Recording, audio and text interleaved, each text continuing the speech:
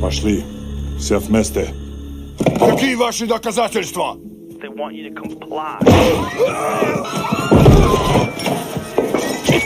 Cancel culture is about canceling. Кокаином. Up yours. Woke moralists. Up yours. This is systematic bullying that's happening. Woke moralists. Up yours. And they believe that they can then Woke shut us moralists. up. F around and find out. Up yours. Woke moralists. They seem animalistic is what I mean. No, they're worse than animals. The woke mob, they ruin everything. They stop Ben Shapiro from going to events and speaking. They stop Ann Coulter from doing it. I will never surrender even a single inch of ground to a pitchfork mob. You never cave to the mob. We will never bow to the mob. Ever. No matter what. Do you see the final expression of cancel culture in terrorist groups like Up yours. We'll see who cancels who.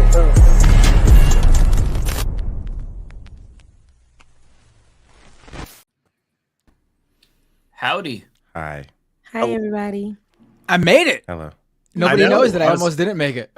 Oh, really? Well, my Peter chat just was came saying in that late. apparently you were super tired. They're like, Matt Binder was tired for the first time ever yesterday. Let me tell you, this past month, I must have aged 10 years, honestly. Yeah, I'm not doing good. Let's put it that way. No one's sleeping. That's how I feel. Yeah, David's sick. I'm still You've sick. aged 10 years. I'll probably be out of here in like an hour. I'm not staying here for 3, 4, 5, 6 hours. Yeah, we're all you already know my business. I ain't here for a long time, but we here for a good time. David too. You on that boat too. David just doesn't say it. I say it for him.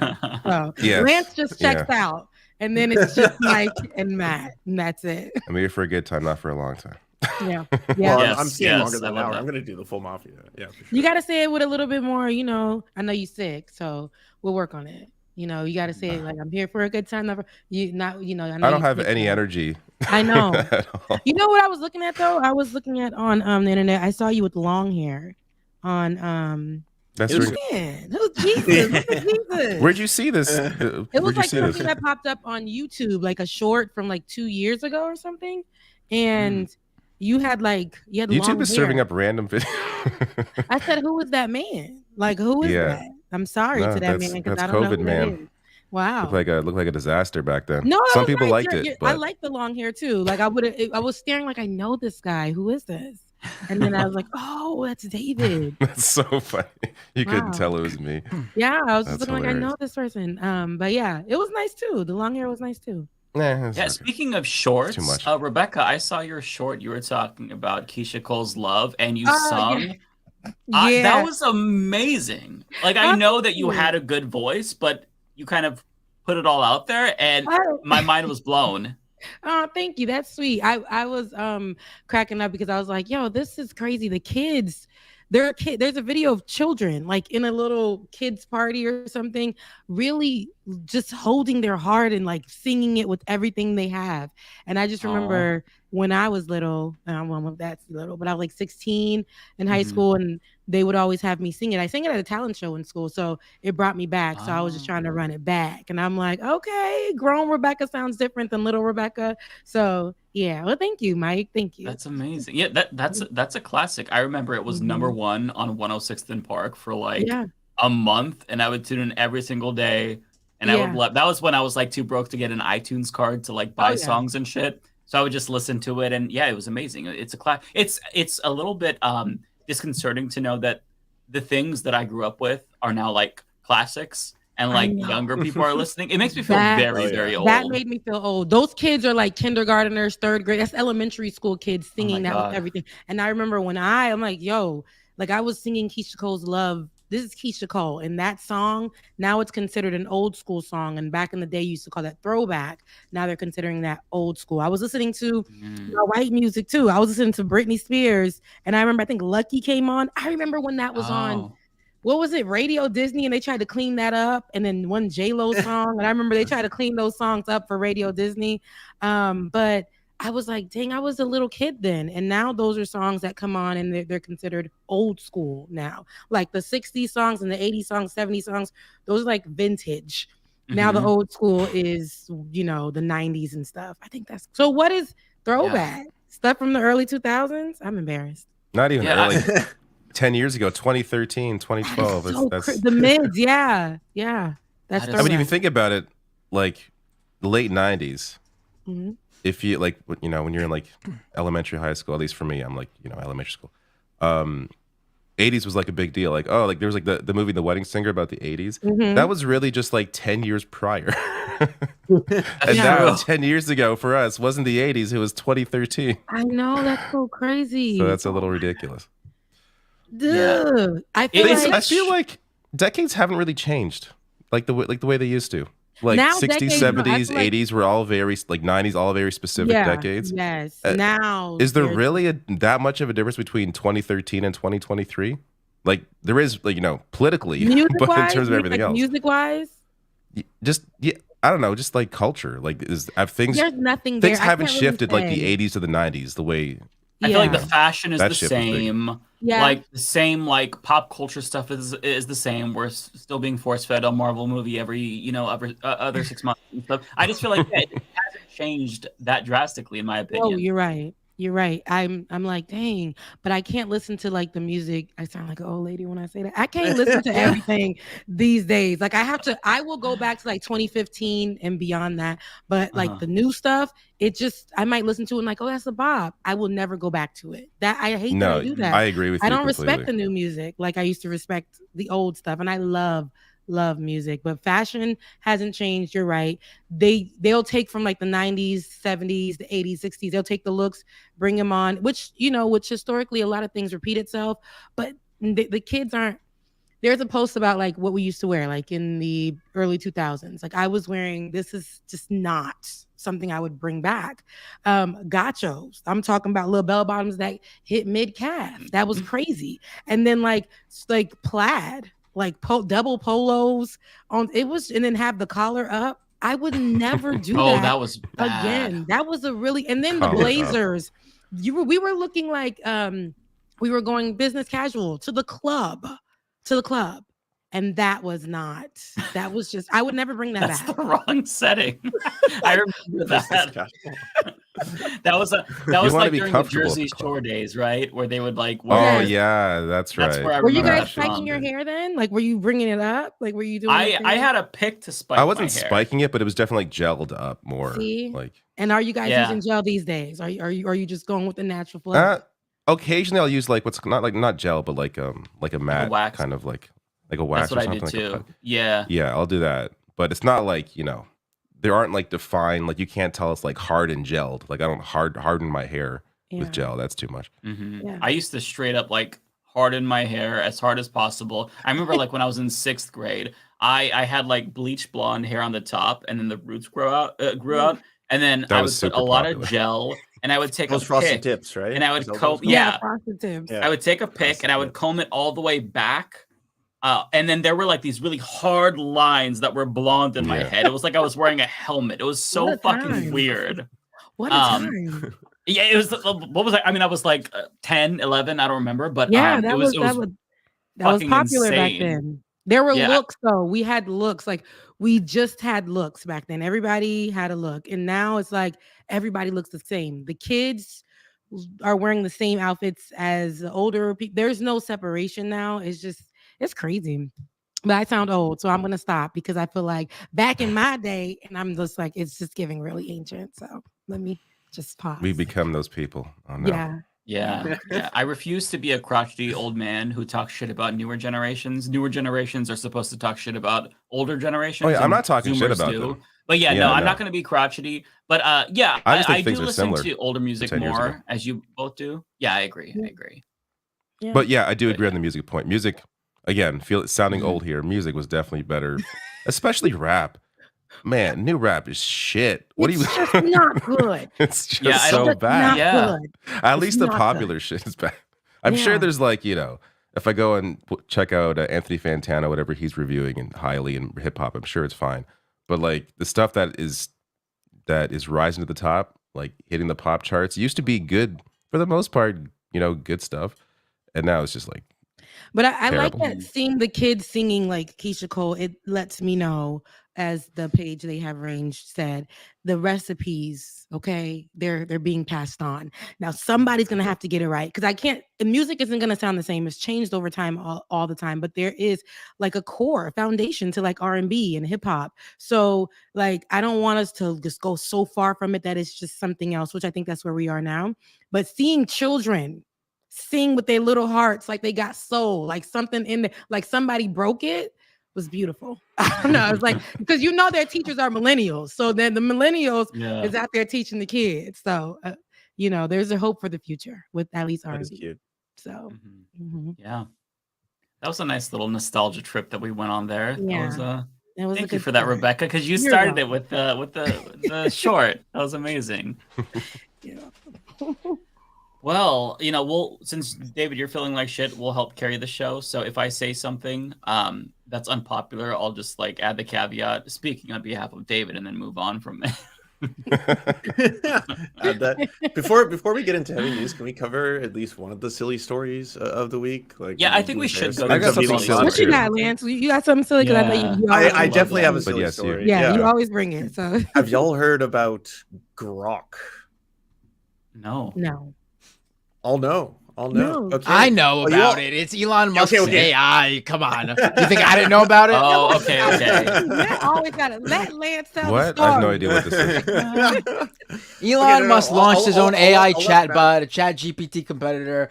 It's supposed to be all edgy. It uses Twitter as its data to train on. You gotta it's so it's terrible. It's not only terrible, like from like it's racist too. Factual. It's like a Nazi AI. It's not even. Well, it possibly could be. It's in beta and very few people have access.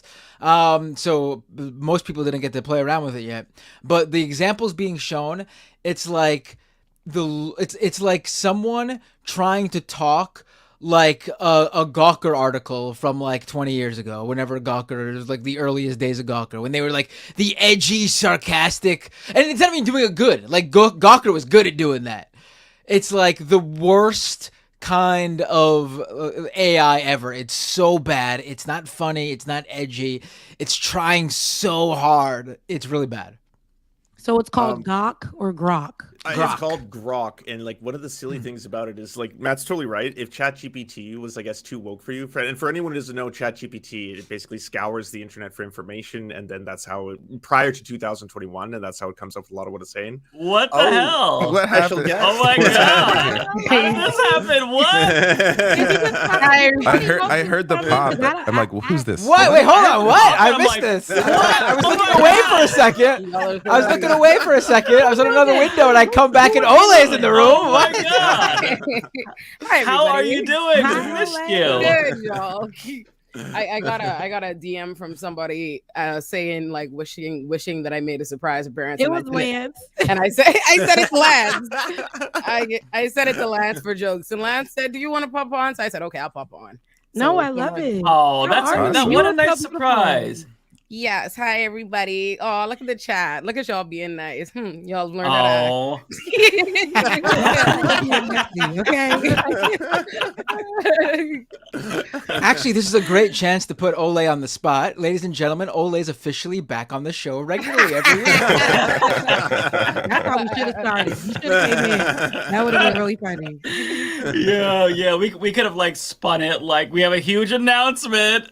Like for the first time ever, for the first time ever, we gained a member and didn't lose one. Look, she spent the block because everybody's spinning the block, So look, we're falling back in love. Listen, this is her original spot. So how are you, baby? How are you? It's been a minute. Yeah, how's life? Good. I heard y'all, but I was in the kitchen listening to y'all before I jumped on, and I heard Rebecca talking about not listening to the new music, and I just wanted y'all to know she's dead the fuck ass. We were in Atlanta, and Rebecca was not with it. Okay, who was playing at the time we were there? It was the girl. Listen, I'm gonna show y'all Rebecca right now. All right, this is Sexy Red starts playing. They're like, ski. Rebecca's in the background, like, She's like, no. That show was. I was the auntie there. I was. Yeah, Rebecca said no. Then they started playing Mary J. Mary J. Blige, and I got up and I was doing my little two-step. Now, don't get it twisted. When it comes to twerking or whatever, to what music that I know, like I will do it. I love dancing. I stay dancing, but that I can't. What am I gonna do to Sexy Red? What am I gonna do? I'm just not. I want you to know I was hyping up for the both of us. Yeah. I want y'all to know Rebecca is that ass. She means that. That's so funny. She knows. She was right there with me. She started off. I was just like, girl, no. No for me. She said, no. We both realized that we were aunties in our own right. Although when Rebecca was leaving earlier because she had a life, and so I'm walking her. Me and my boyfriend are walking Rebecca to the exit, and then I hear young Carisha from the City Girls, and I'm not lying to y'all. I was walking with Rebecca 1 second, and I turned around like the Pied Piper lured me like. All she knows is I'm gone. I'm like, did they say real ass bitch give a fuck about a nigga? And I had to rap that on my way. I was rapping that on my way. I was like, bitch, not gonna give a fuck about it. And I was like, okay, but I gotta go see ya because I'm not. I'm out of here. I'll rap it on the way to where I'm going. And then I was like, girl, I see you. You don't have to walk me out. I had to go. I literally was like, is that Carisha? Is she on the stage? Yeah. Friend, I have to. Run back in. Have y'all watched Escaping Twin Flames? No. What is that on? Oh, Netflix. If nobody's watched this, let me tell you what you need to be doing with your life. Okay, this is what you need to be doing. There is a docuseries that just dropped on Netflix called Escaping Twin Flames, and this is the craziest shit I ever heard in my life. So, and here's what has me really fucked up is people who are on YouTube. This is a cult. It's a virtual cult. Like the cult started is virtual. All right, they off of YouTube. Y'all ever heard twin flames? Like when astrology people be like, "Oh, that's my twin flame." I was gonna say, is it about relationships? Like, sis. So these two white people, right? And there's not. Let me just be like two miscellaneous white people. These aren't like rich white people, particularly popping white people. No, influencer white people. None of that. It's just regular. Just a regular white couple. Originally, let me give you a little bit of the story before y'all have to watch it because it's just crazier than anything that you could imagine. So they go to Hawaii. I think that's a good teller on bad white people, bad politics. So they moved to Hawaii. And the man says, this is how it starts off. This is how you know you on bullshit. The guy who was the leader of the cult, who's married to this woman, he said originally how they met was she messaged him and was like, hey, what are you doing? And he was like, I'm busy being entertained by 9 million women, but what's up? And she was like, oh, I'm trying to get laid or some shit like that. And he said 30 minutes later, they decided to get married. What? Wait. So what? You ain't heard shit yet. Now they decide they're going to be on some hippy dippy shit.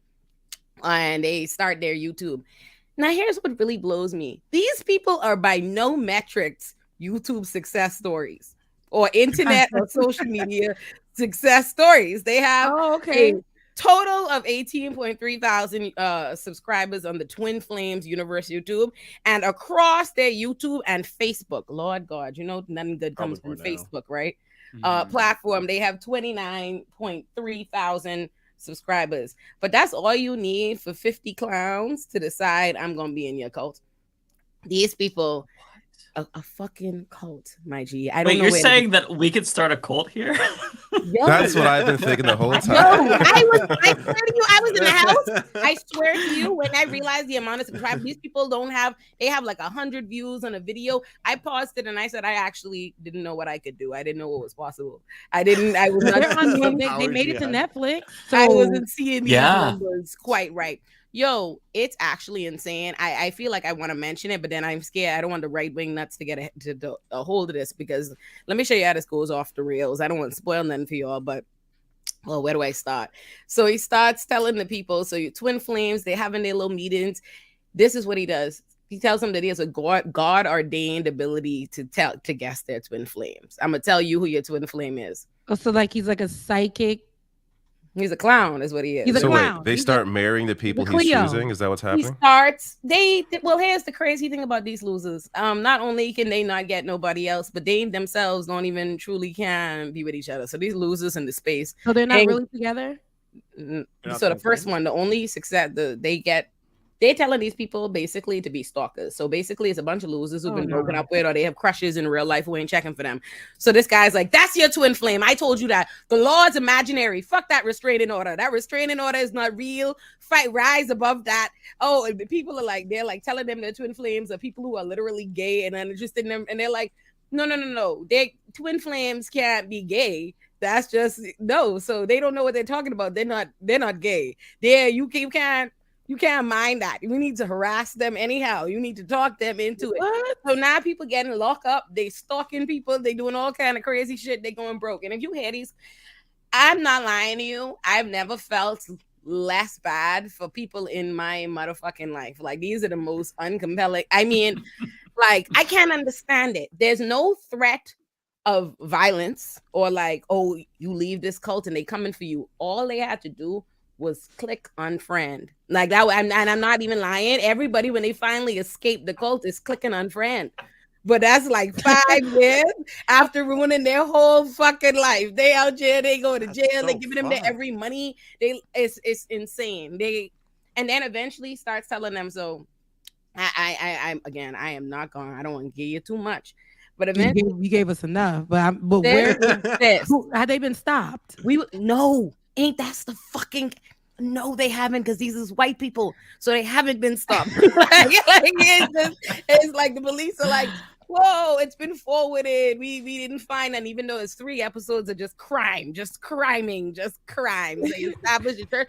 Eventually, this motherfucker tells them, and I'm not shitting you not, and these grown fucking people sat up on their webcams with all the power invested in them to click and call and let that man tell them, I shit you not, white guy. Say it's Mike decides. Mike, you blue-eyed? No. Whoever's blue-eyed decides to it's David. And he I'm tells them, and Lance. He tells them Lance is. that he is Jesus Christ. That the images That's of giving Jesus Christ. the Kool-Aid. That's giving people drinking the Kool-Aid. That's giving that culty environment. That's giving about to tell them to go meet somewhere in another country and kill them off. So now watch this, right? You ever heard, like, when they talk about twin flame, they talk about divine masculine and divine feminine energy. Mm-hmm. So after he can't come up with for the longest, they didn't have no couples. You know, the whole shtick is you're gonna get your twin flame. I'm promising you eternal love and twin flameness, right? So if a few years you ain't got no twin flame, it's still you by yourself, there might be an issue.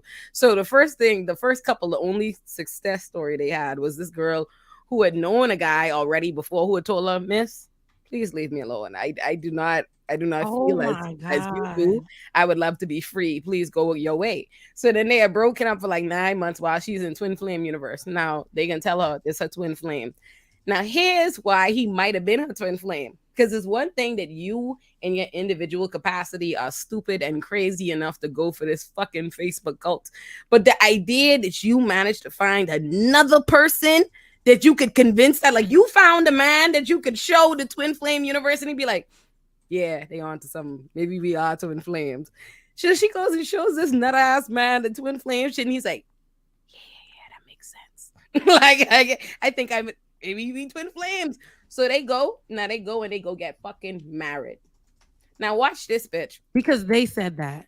Yeah, now it gets crazy if you think her situation is stupid. Now watch her now. She goes and gets her baby sister. Little girl's like 18.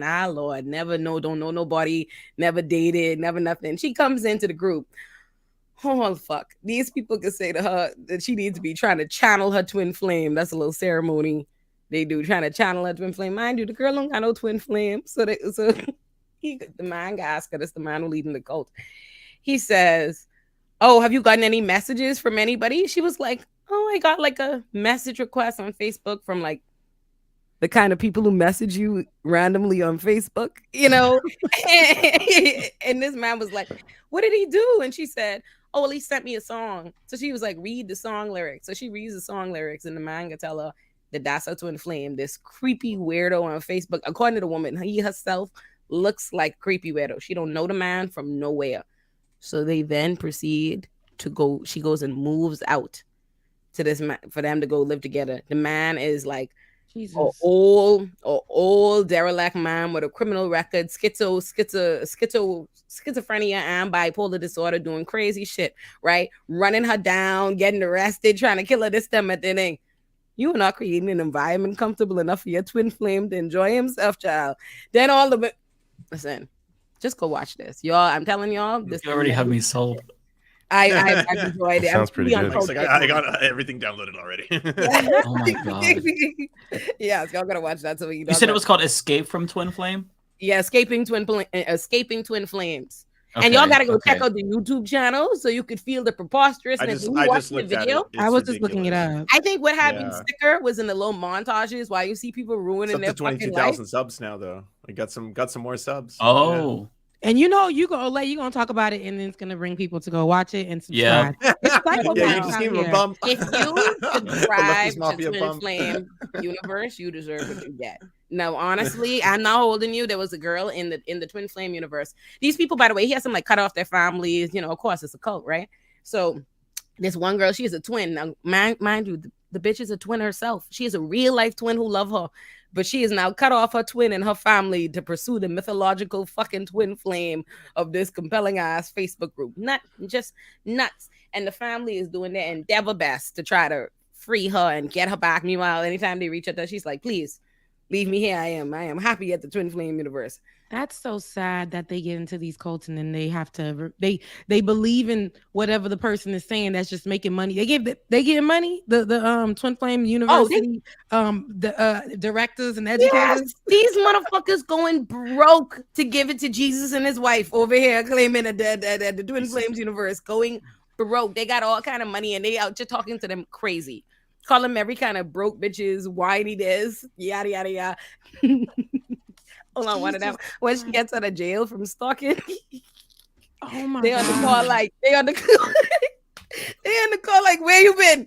Oh, 9 months for stalking her. Oh, you letting them slow you down with those imaginary boundaries? Must not want it enough. What the fuck? That is there. No, they're putting them through some kind of boot camp to go do this. They have this thing called, let me tell you how they got them. The whole foundation for their cult is this thing called the mirror exercise. It's how they Lord. So anytime, so let's say you be like, wow, this is a cult. You're abusing me. You're a cultist. The mirror exercise says you need to go heal yourself. And heal that block, and how you heal that is they just getting people for free. It's how you do it. The mirror exercise goes. So if you say to them, "This is a cult. You are a cult leader," you go to yourself in the mirror. You say, "I am a cult. I am a cult leader. This is abuse. I am abuse. You are treating me bad. No, me is treating me bad." See, this is so sick, and they're getting people who want to be in love, and because they can't be with these people, that's a really sad they part. are making them feel like you can be with this person. What's stopping you? The person that don't want to be with me is stopping me. I don't know. You're making things up, and now I'm crazy for love, and you just telling me that this is my twin flame, and it's not. And it sounds crazy. It gets fucking crazier. So after like years of failing to get anybody they twin flames, and obviously it's a group predominantly of women being nuts. So what they say to them is, now they've been giving them all these twin flames, telling them all these people that they're obsessed with out in the real world are their twin flames, which has been getting them locked up and not been leading to the desired result. So instead they say, no, fuck all that, scratch that, go back to the drawing board. Your twin flames are actually in this Facebook group, and I am God ordained to channel who it is. Now, mind you, all the people in the group now, they originally was preaching homophobic rhetoric, right? Because their whole divine masculine, divine feminine, so that was their whole anti-gay agenda, right? They had videos telling people, oh, bisexuality is a myth, divine masculine, divine feminine. But now their whole group is just bitches, so now they need to pair them. So now do you believe this motherfucker? If it's a gay cult, I support it. No, it's a gay cult. No, what it is some Republican ops, okay? Because this is what this man starts doing. He gonna tell these people, there's a bunch of women in the group, tell them, no, you're divine, your twin flame is actually in this group. He sends out a list saying last night he was given divine channeling to channel all the right pairs, the twin flame pairs. So he gives a list are nothing but bitches together, a bunch of straight women paired together. So he gives them, assigns their coaches to let them know, we have found your divine pairing, your twin flame, and it's this bitch. So the people rightfully say, well, alas, I do not like bitches. So he says, I thought you said liking bitches was wrong. So he said, yes. You're not wrong. These are divine masculines. They're actually men in their soul. So I'm going to need all of you to transition. Everybody, I swear to motherfucking God. No one actually does, though, right? For God. No one actually does, though.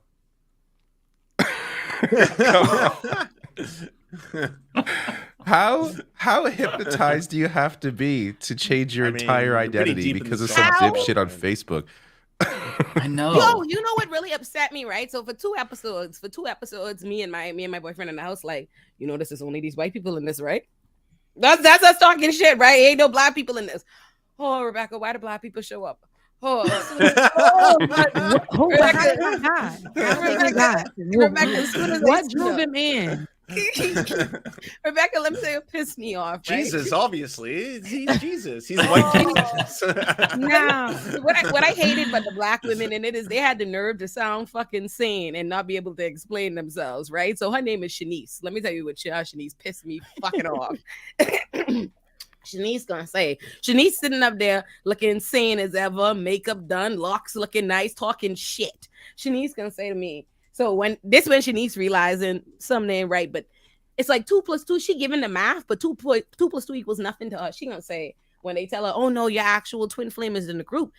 She's gonna say, she says that, "How am I gonna get?" She's like, "I'm not gonna be able to get no black man to join this white cult with me. They think that's weird." Ma'am. So hold on.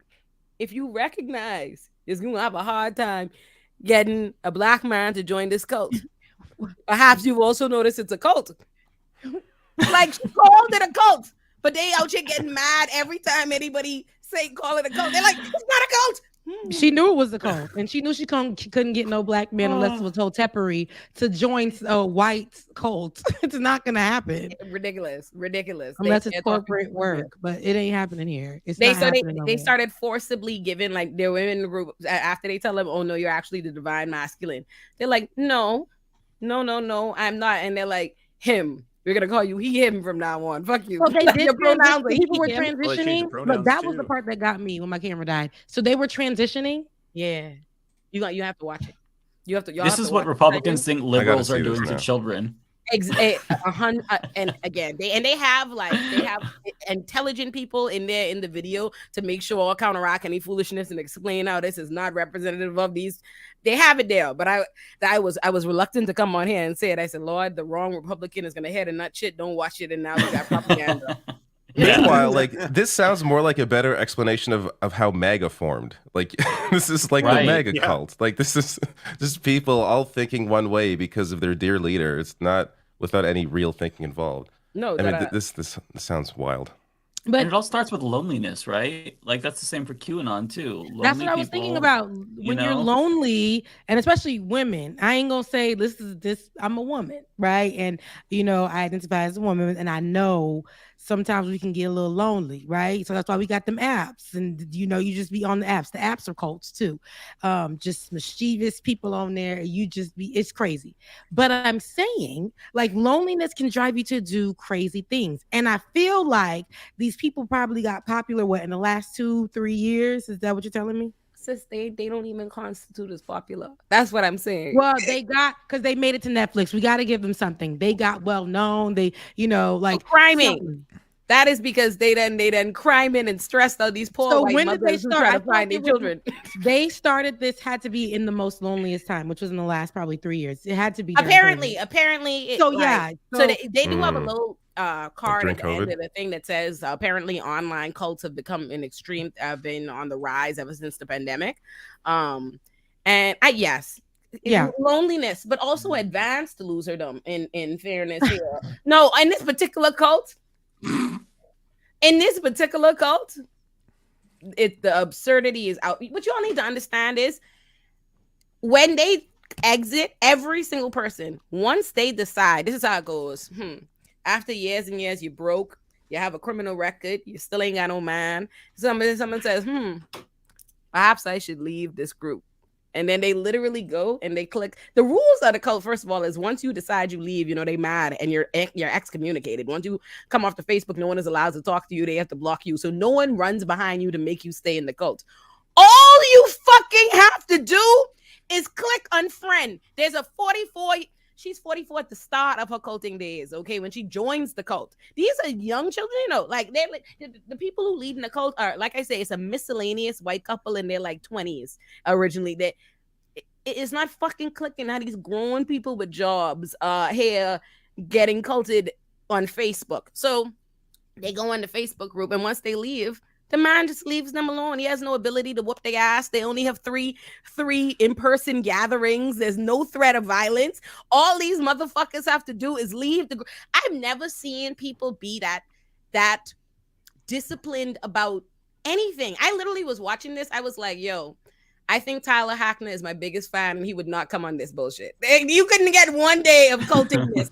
I was really blown the fuck away. They're having daily virtual meetings, and they're talking to these people crazy. Rebecca, let me show you what the shit they were doing. Rebecca, just go up Jack and be like, well, you know what, I don't think I'm having a good time. I think going to jail because of the cult shit I didn't enjoy that. Now do it, Rebecca. Say I'm not having a good time. So Olay, I just feel like I'm the cult is really making me. It's not giving what it's liar.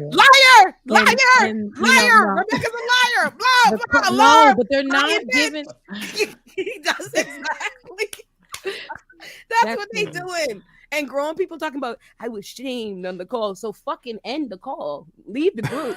How crazy it is, though. It's crazy because they get so sucked in. They feel like, and this is what I say this too. Like I say, I'm a Christian. I go to church, but I believe that, and I believe this with everything in me. Religion is culty too, and a lot of people feel like they can't leave sometimes, and it doesn't matter what you believe. It be all of them. I be seeing them. I'm like, dang, they can't have control of you like that. Like you need to have some control over yourself, okay? But it gets so crazy, and when you've been in it for a long time, it's really, I know it sounds ridiculous, but sometimes it's hard to unlearn something that you've been focused on for such a long time, something that you've poured into for something. The thing could be dumb. The thing could be really stupid, like a man. But sometimes it's so hard to unlearn and separate yourself from that thing. Yeah, so I'm gonna have to probably check that out. I don't know. We'll see. Rebecca, sis, you have to watch it. Mike, watch it. Y'all watch it. Oh yeah. I'm telling you, it's the best piece of TV watching I had in a while. I've been excited. You actually have me really hyped up to watch this shit. Like I want to. No, you did. What is it called again? What is it? Escaping Twin Flames. What's it called again? Escaping Twin Flames. That should be because remember for the longest time we're talking about what we should watch and then talk about it on the show. Boom, that's it right there. I also, since we're talking about documentaries, you all, I don't know if you've heard of the YouTuber Boogie2988. I saw something. My partner was just showing me something on TikTok where is that the one where the guy is sitting down explaining all the ways in which he's undesirable? He's like, he's like sitting down across the table saying crazy stuff. Yes. Tell us more. This is the most insane shit I've ever watched. So I actually used to watch Boogie2988 all the time. He was a video game YouTuber and just like this really nice guy. Like he'd talk about his life struggles with depression and then talk about video games and stuff. But like over time, he really started to decline. And in this documentary, it goes through all of his finances as well in great detail. So like in 2018, it was a great year. He made $500,000 on YouTube. He has 4 million subscribers. But now it's to the point where he gets no views and he's completely fallen off. And this kind of documents his fall off. And behind the scenes, what was ostensibly a very nice guy is a fucking lunatic. So it talks about how he lost his money and he spent $200,000 on sex workers, and he's going through this list of sex workers. Wait, in a year? In a couple of years. Okay. And he's going through the list of sex workers and critiquing them and stuff like that. And this one is too thick. And He Wait, this is struggled in his with morbid videos? These are his videos? No, Or this is like the a documentary where they're documenting him and stuff Where's like the that. documentary, Mike? So if you go to Netflix? Mike Klum's YouTube channel, just CLUM, it's only an hour long. And so basically the documentary filmmaker is like, okay, if you can't afford anything anymore. Oh, and on top of that, he also lost all of his money in crypto, lost it all. And then he kind of came back to YouTube after taking a break and asked his fans to donate money. There's so much there, but the most insane thing to me was definitely gonna watch this. The documentary filmmaker was like, well, look, if you can't afford to pay your mortgage anymore, and you have all these expenses, why not get a job? So he set him up with this recruiter, and the interview is the most insane shit I've ever seen. In fact, I can just get the clip for you so you can see it. Yeah, and this man, he goes through and he's like, okay, well, if you Google me, you might find out that I am accused of beating my wife and of pedophilia. I have depression. And she's like, would you really? Oh, he also said I have some experience in the porn industry. And like the recruiter is just like befuddled. Like, do you honestly think that this is something that you should say to a prospective employer? I'll get you the clip. It is so wild because it's weird to me. Like I stopped watching Boogie because he started to move away from video games and it became very like this self-pity party. And he was like this enlightened centrist where every single thing he took like this both sides approach. It didn't matter who. It could be Nazis and someone who's not a Nazi. He'd find a way to sit on that fence in the middle. And I even I did a video a couple of months ago about him on trans issues, him both siding that. But I just stopped watching him, but I didn't know that behind the scenes, like he's actually like a really entitled, shitty person. Like I felt bad because he makes you feel bad, but like you just gotta watch the whole thing. But I'm gonna get you the clip of the job interviews. That shit blew my fucking mind. It's only 5 minutes long. Yeah, show the clip. But it's too good to not watch. So did you mention his right wing views too? I'm sorry, I was looking at something else. So he's not. He has dabbled in like anti-SJW stuff, but also he pays lip service to like being pro-LGBTQ. No, he did way more than that. He once said some good came out of the Holocaust. So I mean, this dude... right. Which I wasn't aware of that. He's not. Yeah, so he's not dabbling in anti-SJW. This dude is. Well, now I know. At the least, he's a right wing edgelord. At the most, he's much worse than that. Yeah. So this is great. This is 5 minutes of the whole like hour, but it's I'll just play. Tell me a little bit about your background and where you think you want to go with the experience that you already have. Yeah, YouTube was a lot easier for me because I got to set my own hours. I don't know if I can work where I'm supposed to clock in at 9 and check out at 5 every day. So today we're going to go see a headhunter to see if there's anything out there that would work for me. And I don't want to hit it. What is it with me and my leg today? I rolled my ankle on the way out the door. May as well go on a pair of crutches. That sends the right message. I got a lot to say. I'm easily injured. Put me on your workforce. And this is like nonstop. Hi, Stephen. Nice to meet you. Nice to meet you. My name is Dawn. Dawn, I'm Boogie or Steve. Okay, what do you prefer to be called? Honestly, probably Steve. Let's go with Steve. Okay, Steve. No problem. Whatever you prefer. And so you are here today because you are seeking employment. Yeah. You're seeking out new work opportunities. Absolutely. Tell me a little bit about your background and where you think you want to go with the experience that you already have. I did work at a small gaming store back in 2006, 2007. Around 2000, I washed dishes in a Mexican restaurant, but the owner of that business has been deported. So all that's fine, and it's fine to be self-employed. So tell me a little bit about your current self-employment. Like, what is your most current experience? What do you do? So I've been making online video for about 17 years. I was one of the original YouTubers to really kind of blow up. And my entire shtick has been about pretending to get angry about video games. I do a character voice like this. You sons of bitches, I can't believe you ruined Diablo 3. This is my favorite game, And the kids liked it. And then I got married. Then I got a divorce 5 years later. And I kind of completely and utterly lost my mind. I also got bariatric surgery, so I lost my major coping mechanism, which is food. And now I kind of need to transition into, honestly, anything, because I'll likely lose my house in the next 6 months if I don't find gainful employment. Are you currently doing any YouTube stuff? Is that still something you're doing and you're going to continue mostly commentary. To do it? Yeah, I mostly do commentary. She doesn't know from the cameras in there. I am there. disabled, recognized by the state I'm not government, sure. but also the United States government. There's that. Now, the downside to that is I am extremely depressed. There's 3 different angles. Health issues that we bring to the table. And then I don't know if she knows he's a YouTuber, just that it's a documentary. I have no references, no work history, and no education.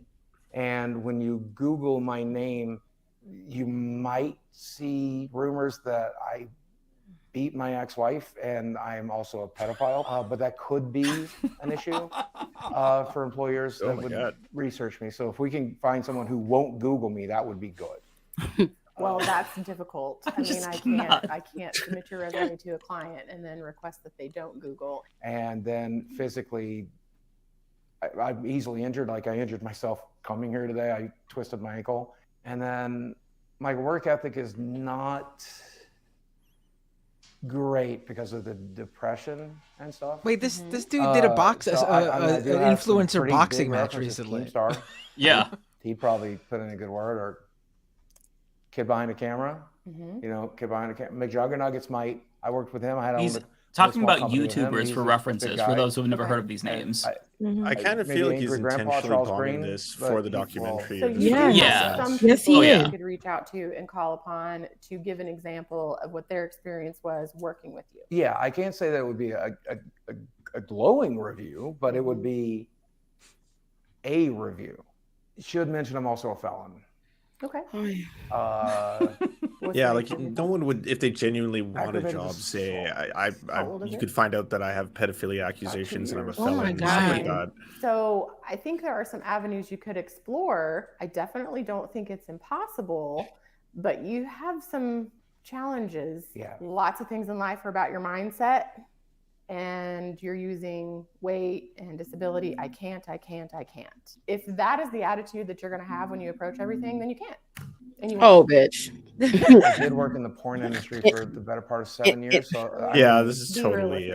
I'm torn. I think it would be a good idea to go to a real interview and reference porn. It depended on the job, I would think. Like at a strip club, maybe, but probably not in a more professional setting, I would say. Yes, I would say that. Okay, I'll stop it there. I just wanted you to get a taste of this. There's we watched most of that. Yeah. There's also interviews. It was so good, you didn't even realize the time went by. Yeah, there's a you were scene so in there. enthralled by it, you didn't realize you watched the 6-minute clip. That's wild. Yeah, there's a scene in there that was also really like insane because like the whole thing is about how like he is constantly like talking about how he's so down and his life is so terrible, and there obviously he has like a lot of problems and stuff like that, but like he throughout the documentary he gets a girlfriend who's 29 years younger than him, and there's a scene where he's just like, how old is he? He's 49, she's 20. So there's that. Wait, huh? Who's 20? His girlfriend that he gets throughout the documentary.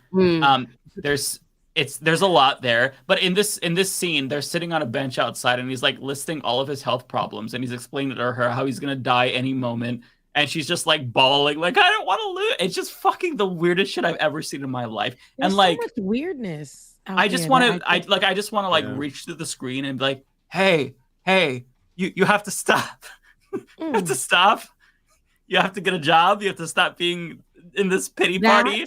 Yeah, it's insane. So it's like watching him, like as a former fan of his content, like you got this perception of him. He was like this really nice guy, and he was really lonely, but he was such a good person, like a sweetheart. You know, he would denounce sexism and homophobia in the gaming industry and stuff like that. And like behind the scenes, you know, you get to see the mask off, and it's like, oh my God, this is a completely different person. And I think that as he lose viewers, the mask started to slip and people started to see, because I tuned out. I'm like, okay, this is another fucking video about how like your ex-wife like wants something. Like I can't take this shit. Like I subscribed for video games. Why am I still here? Bye.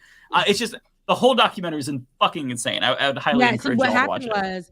was, doing all the other stuff, that safe stuff, it started not paying the bills or whatever.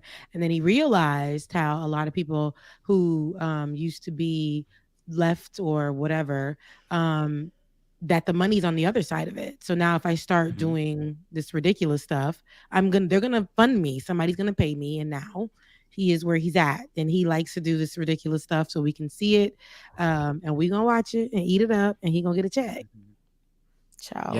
Yeah. I mean, maybe this is like the return where you can like monetize your downfall or your self-pity. I don't know what it is, but it made me he's happy to do it. Did you not see it? Like those are the type of people that I don't like to see it, and I just don't like it. And he is happy to do it. He got into his car knowing there's a lot of issues there. I'm not gonna do that here, but there's a lot of issues happening there, and he has to keep up with all of the issues, so that it's it's like that sells. If we see him and we see him pitying himself and not together, not healthy, and just has all of these issues going on, is really problematic, then people are going to be like, well, he's just looking for her, and it's really whack. But it's super disturbing. And it's something to, and this feels kind of shitty to say, but it's something to watch. Like if you ever doubt yourself, like if you feel like, man, I'm just like I'm not doing good enough, I'm not working hard enough, like watch that, and it'll so now put you're your gonna own join life this self-pity cult. Everybody just that's me. I get it. Oh my God, that's me too. I can't find a job because I did X, Y, and Z, and people hate me, and I can't find a woman. And then now y'all gonna join in, and it's create more sad parties, and everybody gonna be watching that. It's people out here is gonna do that, just relating to that. It's a fool. Hopefully they'll see that and realize, oh, okay, so that's what I sound like if I do that. That's what I should not do. No. It's fucking crazy. It's I don't think that's happening. Twin Flames, that's culty. That whatever this show is, it's gonna have a cult. And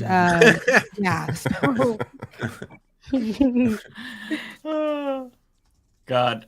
Olay, since we should probably talk about some news. I know. Yeah, we are. Okay, no, but before we get to anything else, we were talking about people finding relationships, and then we ended on this weirdo guy finding a woman who's 29 years younger than him. People are spinning the block. Okay, like Olay, you spent the block. You're here on our show today. I know it's not permanently, but it's nice to have you here. But there are people in relationships that are spinning the block. You have who came back together, Nelly and Ashanti, which is a vintage couple, and then you have Janet Jackson and Jermaine Dupri, who have gotten back together. Ben Affleck and J-Lo. They got married. She spent the block, or he's one of them, Speaks but Spanish they got now. back together. Now he's real. And so now, like, I see it. There's people spinning the block after years, and we're talking about like 10 plus years. So they're coming back to each other. Would you guys go? Well, some of y'all married on here. It was most of you. All y'all married. You know what, Olay? Would you go spin the block? I know you got a partner. I have a partner as well. But would you at any point? This is not a great question to ask you. I don't know if he's in the room as well. But in the living room. Before you got with him, would there be a point that you thought about spinning the block to one of your exes that you thought maybe this would be something, that could probably work out? No, I could have all my exes back for the most part. I think if I wanted most of them. No, I have like two exes like continuously DMing me like in the last like 2-3 weeks. No, I lie. Honestly, since the tip top of like September, constantly sending me DMs. So no, child, absolutely not. Relationship or no. I talked about it on my show on Saturday, and I thought to myself, dang, like somebody wait 10 years? Like you went and did like 17,000 relationships, and then you decided none of them worked out. Let me go back. Let me go back. In a relationship. Felt good. Like, no, don't come back to me. I'm gonna say it and not get stuck on it, just so I'm not blamed for why y'all been talking nothing but pop culture. But did you see Rebecca tonight that Keke Palmer filed for a restraining order? I'm saying people's business now. I did not see this. We were fighting for you, Keke. Then you went back, and then you shut all of us up, and then now you're well, in fighting fairness, I read the whole thing, and I mean, she said that he's been abusive, like an abusive partner for basically of course over the last 2 years, and I think she was that with he him got a few months ago. I say out of people's business. Yeah, I know, but as some, I've had a abusive boyfriend in college, so I know it is not that simple as just. I have too, and I understand. I understand it's not that simple, and I know, like I said, it can be culty. You know, when you get into a relationship with somebody too, a lot of things that you learn or you're attached to or whatever, it is hard to separate yourself from that.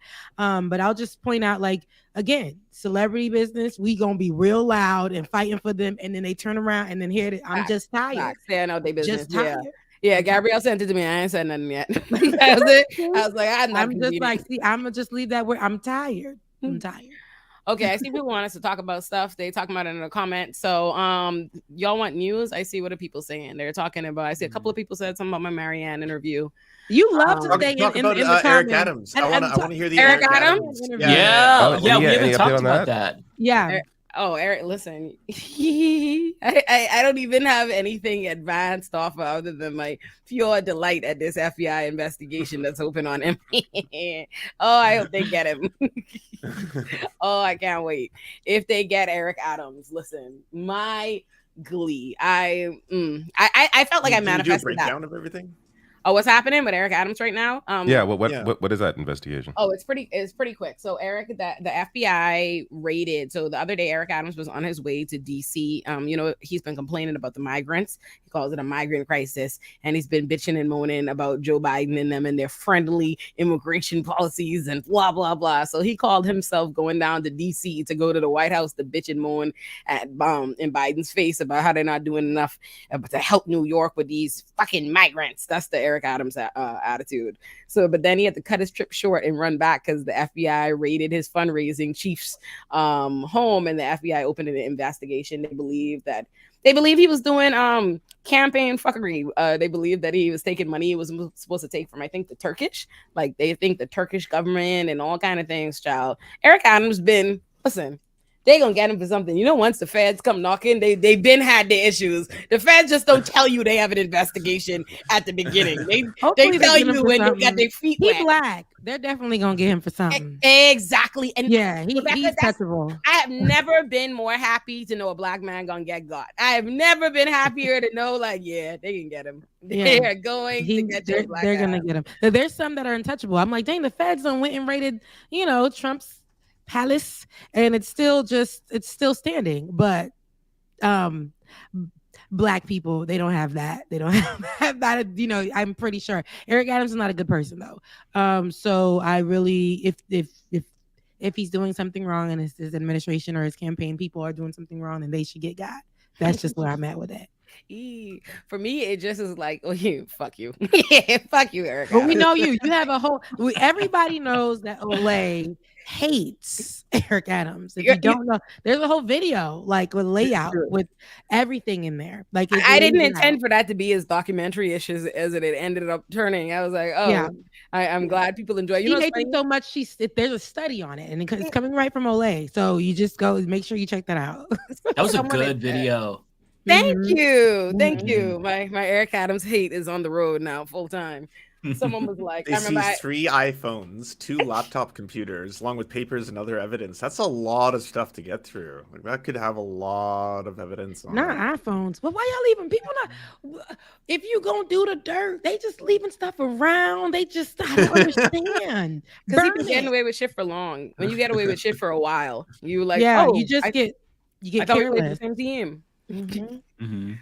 Let me see. Okay, let me get my little talking points up before I get out of here, because I'm supposed to be cooking dinner.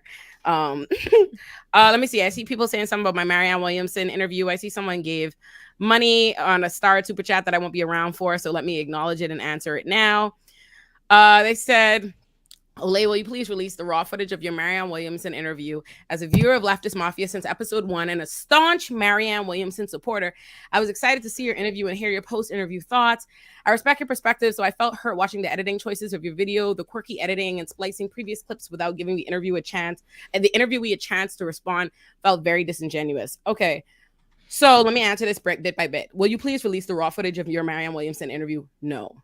No, I won't. First of all, to be, how do I be as candid and fair as possible? First of all, to say I didn't give her a chance to answer when all I did was let her answer is ridiculous. That is just completely ridiculous. The idea of making it out to be like, because I'm zooming in on this woman's face, like on her face, her own answers, she was not given a chance to answer, is ridiculous. What happened was, it was boring. I made an executive decision that to interview a politician, I see like Marianne Williamson supporters, mostly her own staffers, feel a way about this. And I think that really says it all, right? The only people who are mad are people who are like, I am a staunch supporter. I'm invested in her campaign. And that might be the problem. You might want to zoom out. I'm not. She's a fucking politician that I'm interviewing and asking questions as somebody who's not invested in her campaign. So I'm not going to go out of my way to create this like rousing Marianne Williamson endorsement that y'all want. And in fact, to be honest, I tried, because I know that this, and I feel like this has not been to her advantage. A lot of her supporters, I think, are making it worse on her. Every time she does, you complain that she doesn't get mainstream media coverage, and then when she does get some independent media coverage, that y'all basically bully and harass people into giving her that attention, and then you bitch and moan if she doesn't like carry it home to the finish line. Like, I really don't know what was the exact thing that, because I so didn't in the interview. So let me tell you how I found the interview. Yeah, I need to watch this still. So I just asked her, I think it's like 30 questions. I ask her a question and then I let her answer, and then I don't respond to the question. I don't respond to the question. I don't push back. I just ask her questions and I continue, and I let her answer. Now, stylistically, that's not that entertaining. I'm not looking at her with a face. I'm not responding with her. And she herself was not particularly entertaining or dynamic and charismatic. And if you don't like that I said that, you shouldn't have forced me to have to say it. You know what I mean? Give me one of the questions that you asked her that people were upset about. How they're upset about responded. So let's get started on this, Rebecca. They're upset about every Jesus thing, right? She answers a whole bunch of things. Where do I begin? Because I feel like I was nice enough not to go through each of her answers and explain line by line everything that's fucking problematic or not as fucking progressive or revolutionary as the people want to make it out to be. And they didn't appreciate that. I asked her like nice. I start off the interview with the first question I ask her is to tell me about the America you live in, right? And then the next, and her response to that is about, she says that she lives in many Americas. She believes that we all do. The America she lives in is one that's filled with very cool people and lots of opportunity. But at the same time, other people don't live in that America. And then she goes on to say that the generations of before in this America here didn't bitch and whine. They rose up and fixed this country. I'm not sure when that happened, Rebecca. But they. I'm trying to think. Right. That's kind of the first question. I don't say anything about that at any point. Even in the review, I don't bother to analyze that the thing she was saying did not make her a compelling candidate to me or any Black person from the very beginning of the interview. But I don't even bother to blow into that. The next question is like, who is your best friend? Let me talk about this, because I have found her audience to be so incredibly fucking annoying about this particular thing. That's not a setup. Me asking you nice questions, your candidate not being able to answer baseline questions and thinking that there's a trick, happening when you ask her easy questions is not me setting her up. I asked her easy questions. It was questions like trying to make her personable. I've had her on my show before too, 2 years ago, like it or not, and she was pretty. But at that time, it was just like more just. We asked her why she was campaigning and those kind of things. And that's all we needed from her. Trying to make her personable, and also, let me just address the different kinds of things they've said about this, all her different audiences. They can't decide what is the official position. When the episode was premiering, there are people who work for it in the chat like, oh, she said who her best friend is before. She said it before. That was the original stance. Then it was, that's incredibly personal. That's personal. It's putting a target on her back. It's crazy. Who is her best friend? Did she not answer the question? Like, what's the big deal with that question? She couldn't answer it. Right. There's nothing, no big deal with the question. She just wouldn't answer it. She just couldn't answer it. But again, it's not like I push. Again, do you know who her best friend is? Is it drama? Is it Trump? Who is it? I don't push back. I have no idea. I don't push back on anything. To me, that's their means, because they want. They want to not focus on all the other things she fucked up on. They want to pick her best friend was question. Blair. And That's and I why. think that's important too. Again, not only is the question not meant, the question isn't meant to be offensive or a gotcha, It was to be or even a deep question. Like, let's not pretend like the person who is the president of the United States of America has any fucking secrets. Like, her best friend is too private of information, they'll be a target. But two, I think it's ridiculous that in the time of this political town square, like, let's even forget the fact that she's not fucking winning or gonna be president or any of that. But we're at a time now where we're criticizing the Cornel West for being associated with Harlan Crow and realizing all these different people have these kind of friendships and allegiances and relationships that are problematic. I think it's unreal for you to think it is irrelevant or says nothing or means nothing who a politician kicks it with. That's fucking ridiculous. But again, it wasn't even a setup question. It's literally me asking her, just giving her the opportunity to be personable, to be charismatic, to answer these things. But because she beats him around the bush and lollygags, I'm the bad guy. But I moved on. But I asked her other things that she didn't do well at, like about her platform. And again, I let her answer. I let her answer the questions. And at most, what we did, because it stylistically is a boring interview, we and it's not personal. Again, the segment we came up with for interviewing politicians is called Crossing Candidates. And that's stylistically how it'll be. When I interview other politicians, she's just the first one for me to do. You'll see that it'll be the same style of editing for them too, zooming in to make it a little bit more entertaining. But what we do is I basically ask the questions. I have the question on the screen the entire time she's answering. And the reason why they're upset is because the question being present shows that she never answers the question.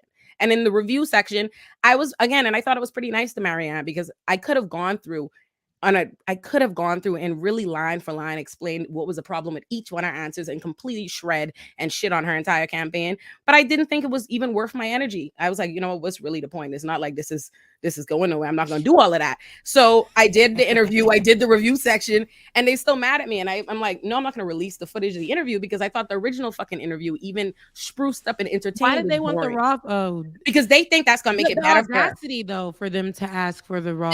They think this is what I think is so crazy. This idea that, like, if you zoom in on her, or if you you zoom in, all we did, there's no splicing up. Did they ask that for you before it was published or after? They asked it after. This is what I'm saying now. It's not as bad, but it's still only this one person. It's really only, honestly, Marianne has about 5 to 10 stands maximum, and they work for her, and it's just them. It's only them bitching and moaning. I'm not even lying to you. And they were mad because, and let me just say this, because I think this has been the most ridiculous part, and I just want to go ahead and indict this entire little space of people who support Marianne Williamson, who don't want anyone to talk about the fucking dozen campaign staffers who have made allegations against her.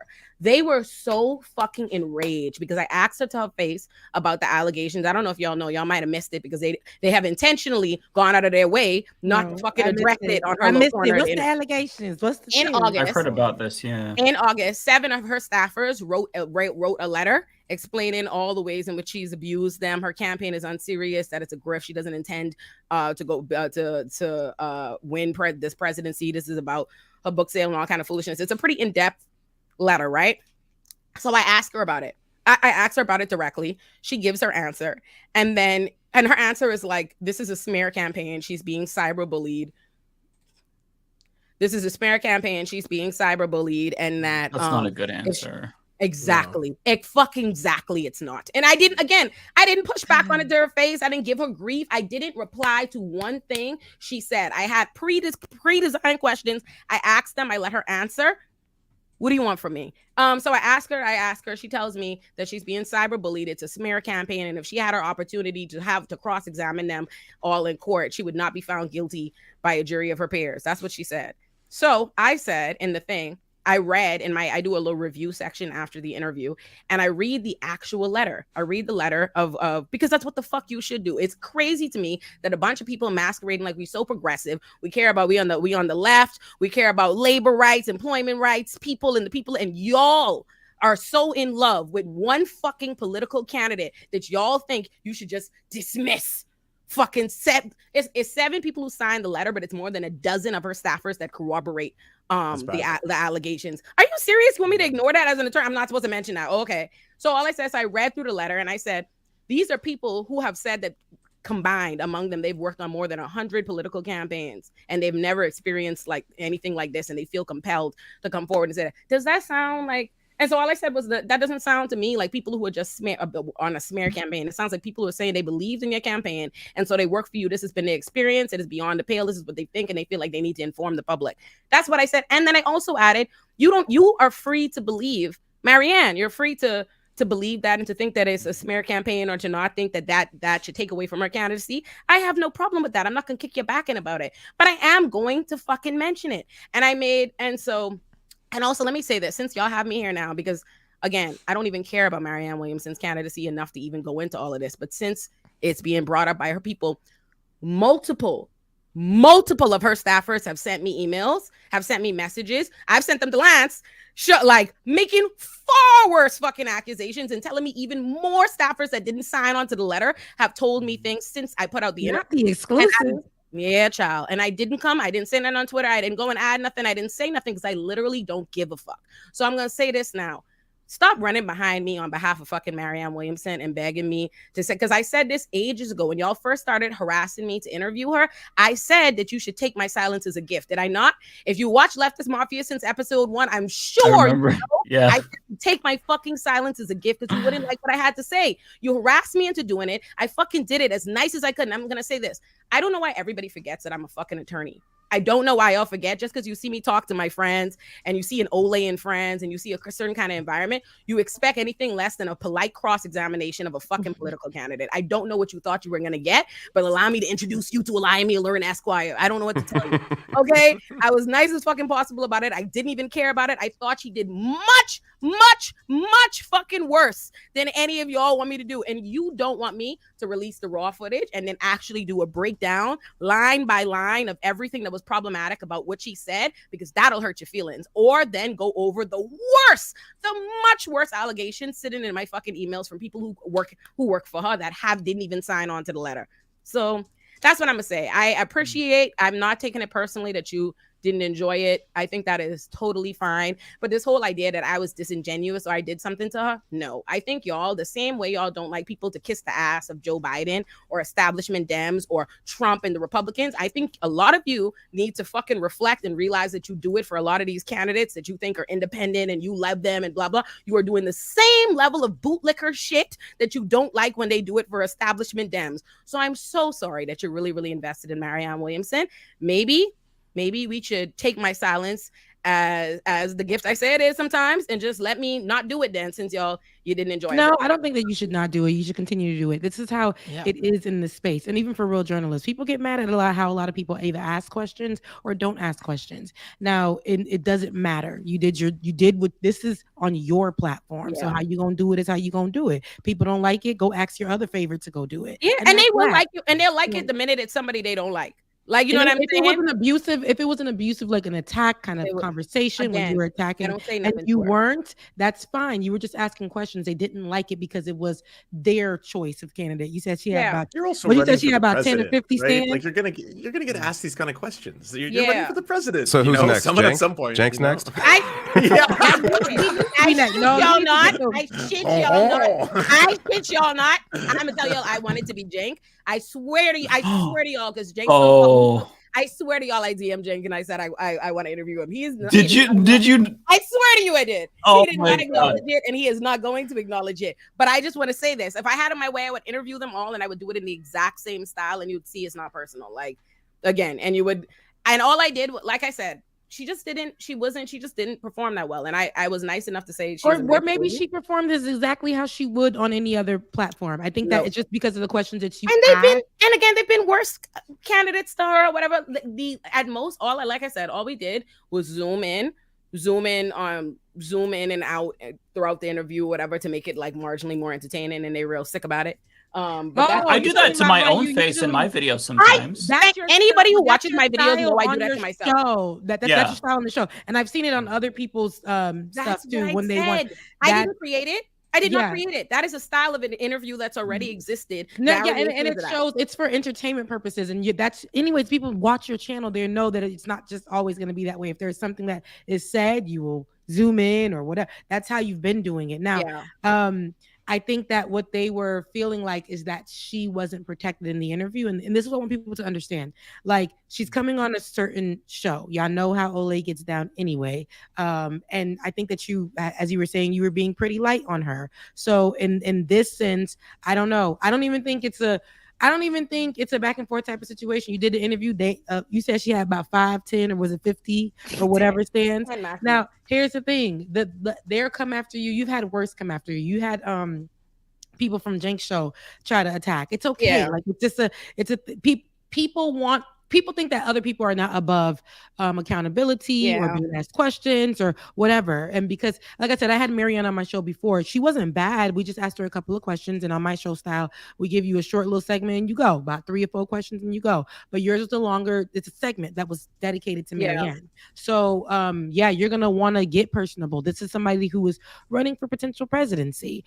So you want to get personable. You want to get her out of just how she is that, just the white woman. We want to know more about it. So people were mad about how you did it. Okay, it's to be totally fair, like I said, it's only a handful of people. They were not the majority, and that is their right. It's their right not to enjoy the interview. They don't have to like it. I think that's fair. I mean, the shit bored me.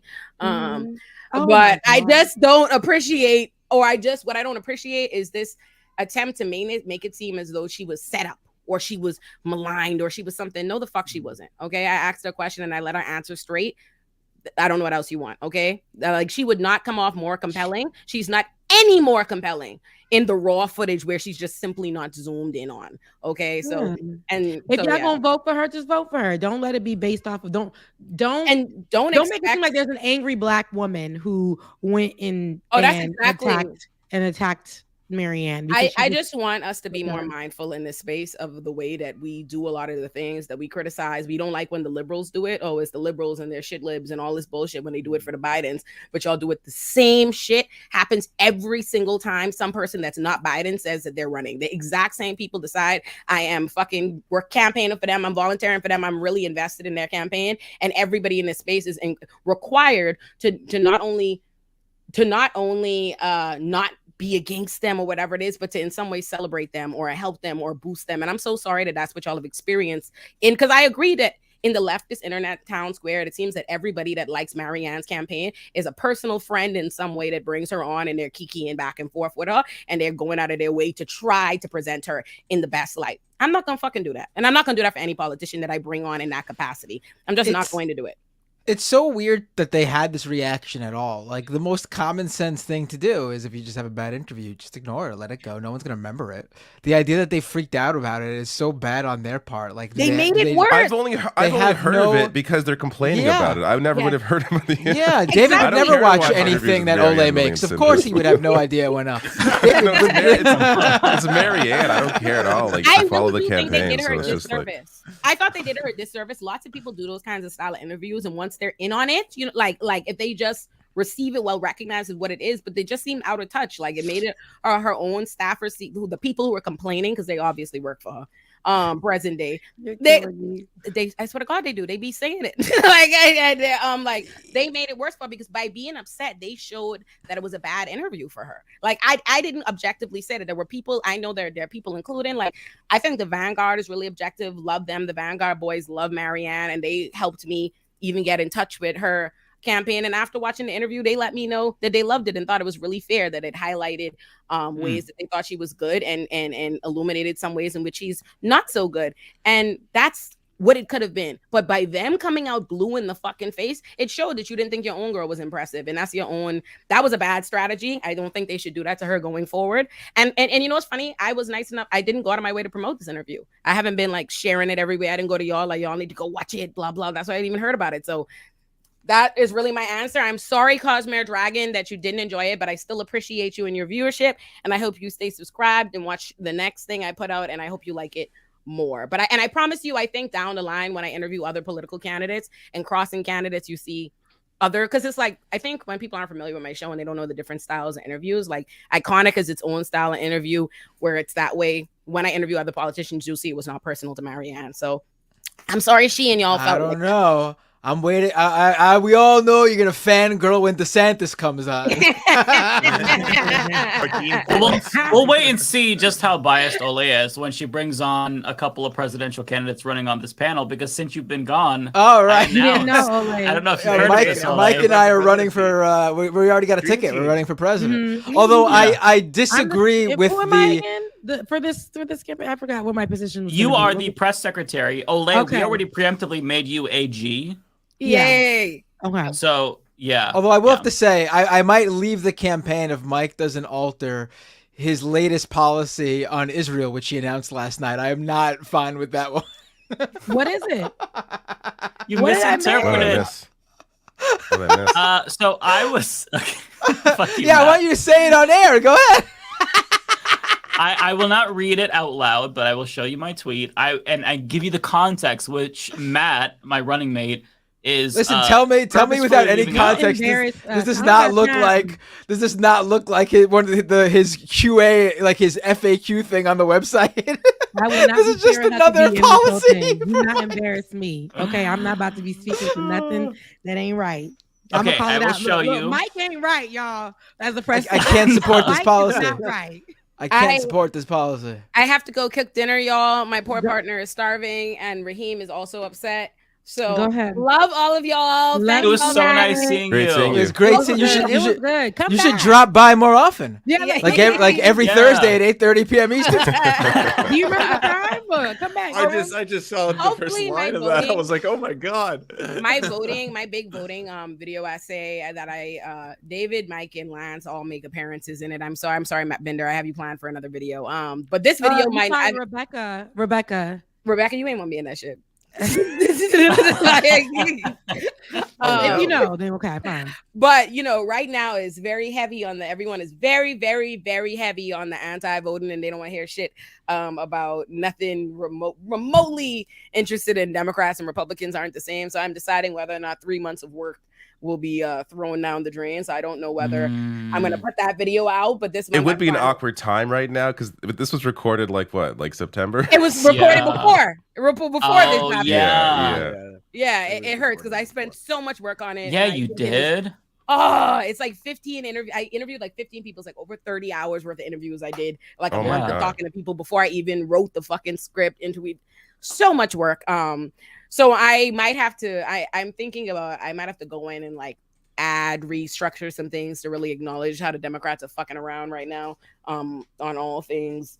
Oh God! But I am going to put out a video essay this month, I think, on Palestine and what's happening in Gaza. So that's what I'm going to do with some nice interview features, some guests I think people would like to hear from. So that's what I'm doing. I hope you subscribe to my channel. I love all of you. Thank you for letting me pop by. We love you. So happy. A lot of people are saying they loved your interview in my chat. Yeah, I'm seeing a lot of that too.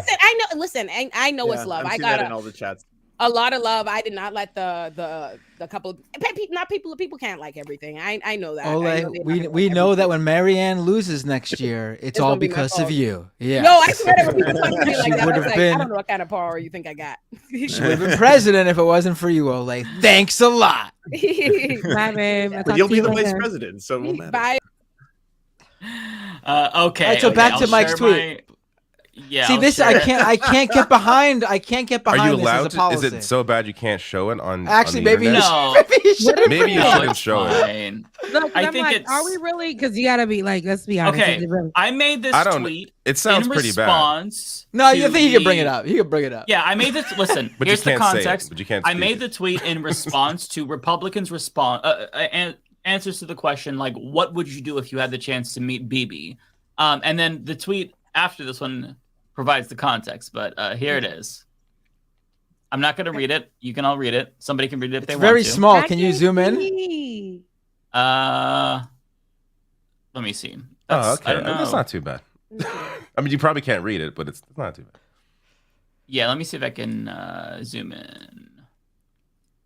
This only got 300 likes. Keep going. You can imagine why. Oh my God. See, if this is the our official policy, I can't get. You probably should have included like hashtag GOP debate or something. You could talk like that, Mike. Yeah.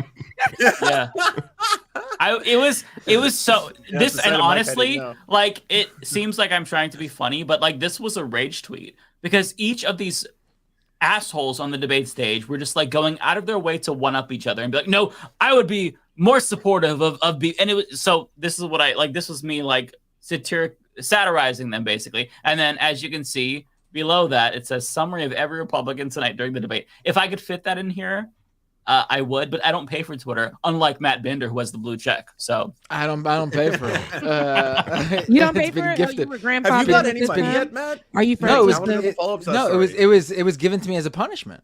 You No, I don't know, that but story, Rebecca? with the whole monetization thing with Twitter, have you been paid out? Have they given you any money? Oh yeah. And is it not a lot. Oh, no. Matt, how did because I saw I don't know Hank the Green story. post about it, and he posted the amounts, and he's like, I at first got like $1,000 a month, and he's like, now it's like 12. Oh, And I it's never like, got yeah, it's like $1,000 a month. He's like, the this is most, like the the most, definition of a, like, the most I ever got for a month, I think, was like $30 or something like that. I have to go back and check. Maybe it was like 50. with your impressions too. Okay, so Yeah, it's- you should be I right. checked. It's always a That's- Ponzi scheme. This is I get like 50, 60 million impressions some of those months. And Yeah, no, the that's payout was ridiculous. $80. Oh, the or Krasen something, scenes are max. such scam lords. Then what a fucking No, scam those lord. brothers, they came back because I remember when they were on there before, yeah. and then they came back, and now I'm just like, I'm He's not teaming feeling on. them. He not did a whole feeling post them. where he's like, he's holding up a check. He's like, I make $20,000. Here's how you No, can I think too. Sign up now and all that shit. No, the thing is that Their impressions you are get not even as high as they were at you all. you get paid Binder. based on impressions by other blue checks. That's the thing. That's Oh, the seriously? caveat no one seems to know. So you only get paid if other people who pay for Twitter Blue view your stuff. So if you're someone, a right winger like Ian Miles Chong, whose followers would pay for Twitter Blue to show their support for Elon Musk, because that's mainly what that thing is, then you're gonna get a lot of money because that's your base. That's who views your shit. Anyone who's like who's formed like a fan base of like Elon Musk lovers, Tesla lovers, right wingers who like showing their support for what Elon's done with Twitter. Anyone who has that base of support as their followers is going to make a lot of money. The only cohort I've seen that isn't in that group that seems to be doing well is, in addition to that, are like tech founders, because a lot of them bought the blue check because to them it felt like they were getting something out of it to promote their website services or whatever. So I've seen that they make a lot of money, and they're not in that group. But other than that, like one exception, the majority of people who make money via that are in those groups of Elon lovers and right wingers. I've seen like big like video game like pro esports guys who are like completely apolitical, who you would think like who have like hundreds of thousands of followers, you think they would make a lot, and they've complained that they don't make anything off of it. Like they've posted their stuff and they've like I think like they make just as much as me, like $30, $40 or something like that. And these are people who have like millions of YouTube subscribers. On what's his face? Logan Paul's podcast, one of his co-hosts was even complaining about how little he made from it. And this is again a guy who's got a huge YouTube following. Like the co-host is a guy who's big on his own without Logan Paul as well. So this is the major caveat, like you need to have people who pay for Twitter Blue to follow you. And the interesting thing is, and I haven't seen anyone approach this, is they just rolled out a new Twitter Blue tier. Again, it's called X Premium now, but I call it Twitter Blue still. They came out with a new tier though, X Premium Plus, which instead of $8 a month is $16 a month. And the only additional benefit that you get, other than from the $8 per month plan, is that apparently you get extra boost in the algorithm, which, okay, whatever. But number two is that you view no ads at all. So if you got people paying for X Premium Plus at $16, doesn't that demean the bonus for the people who want to get paid through the monetization program?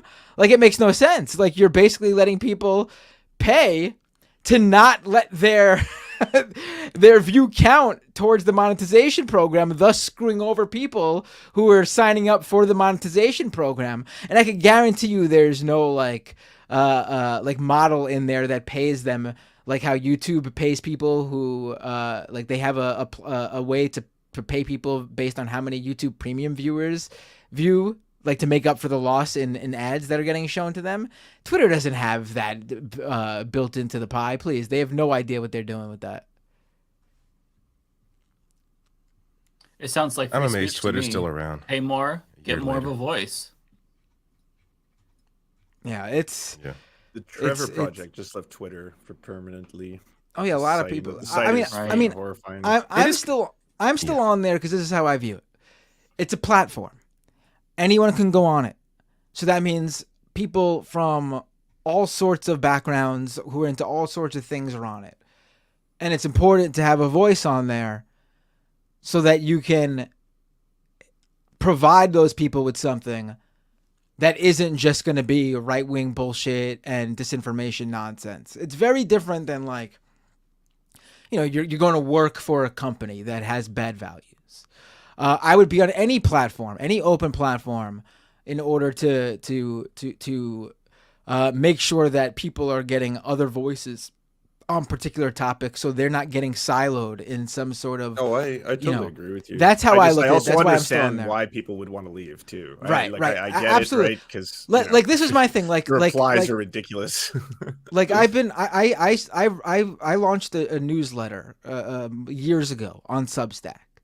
And then Substack started directly signing people, like direct payments, like paying them to people who were engaging in transphobia and all sorts of terrible anti-vax nonsense.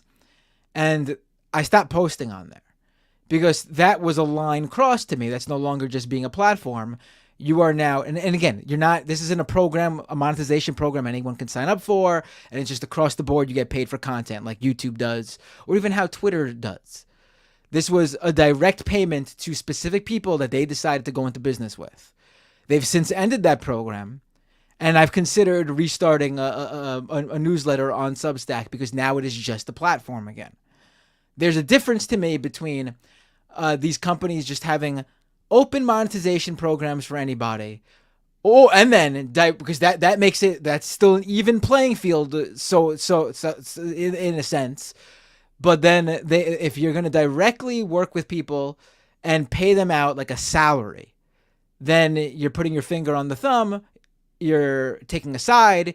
You're choosing who gets financial compensation for the content they put out, and I'm not fine with that. If it's content that I don't agree with.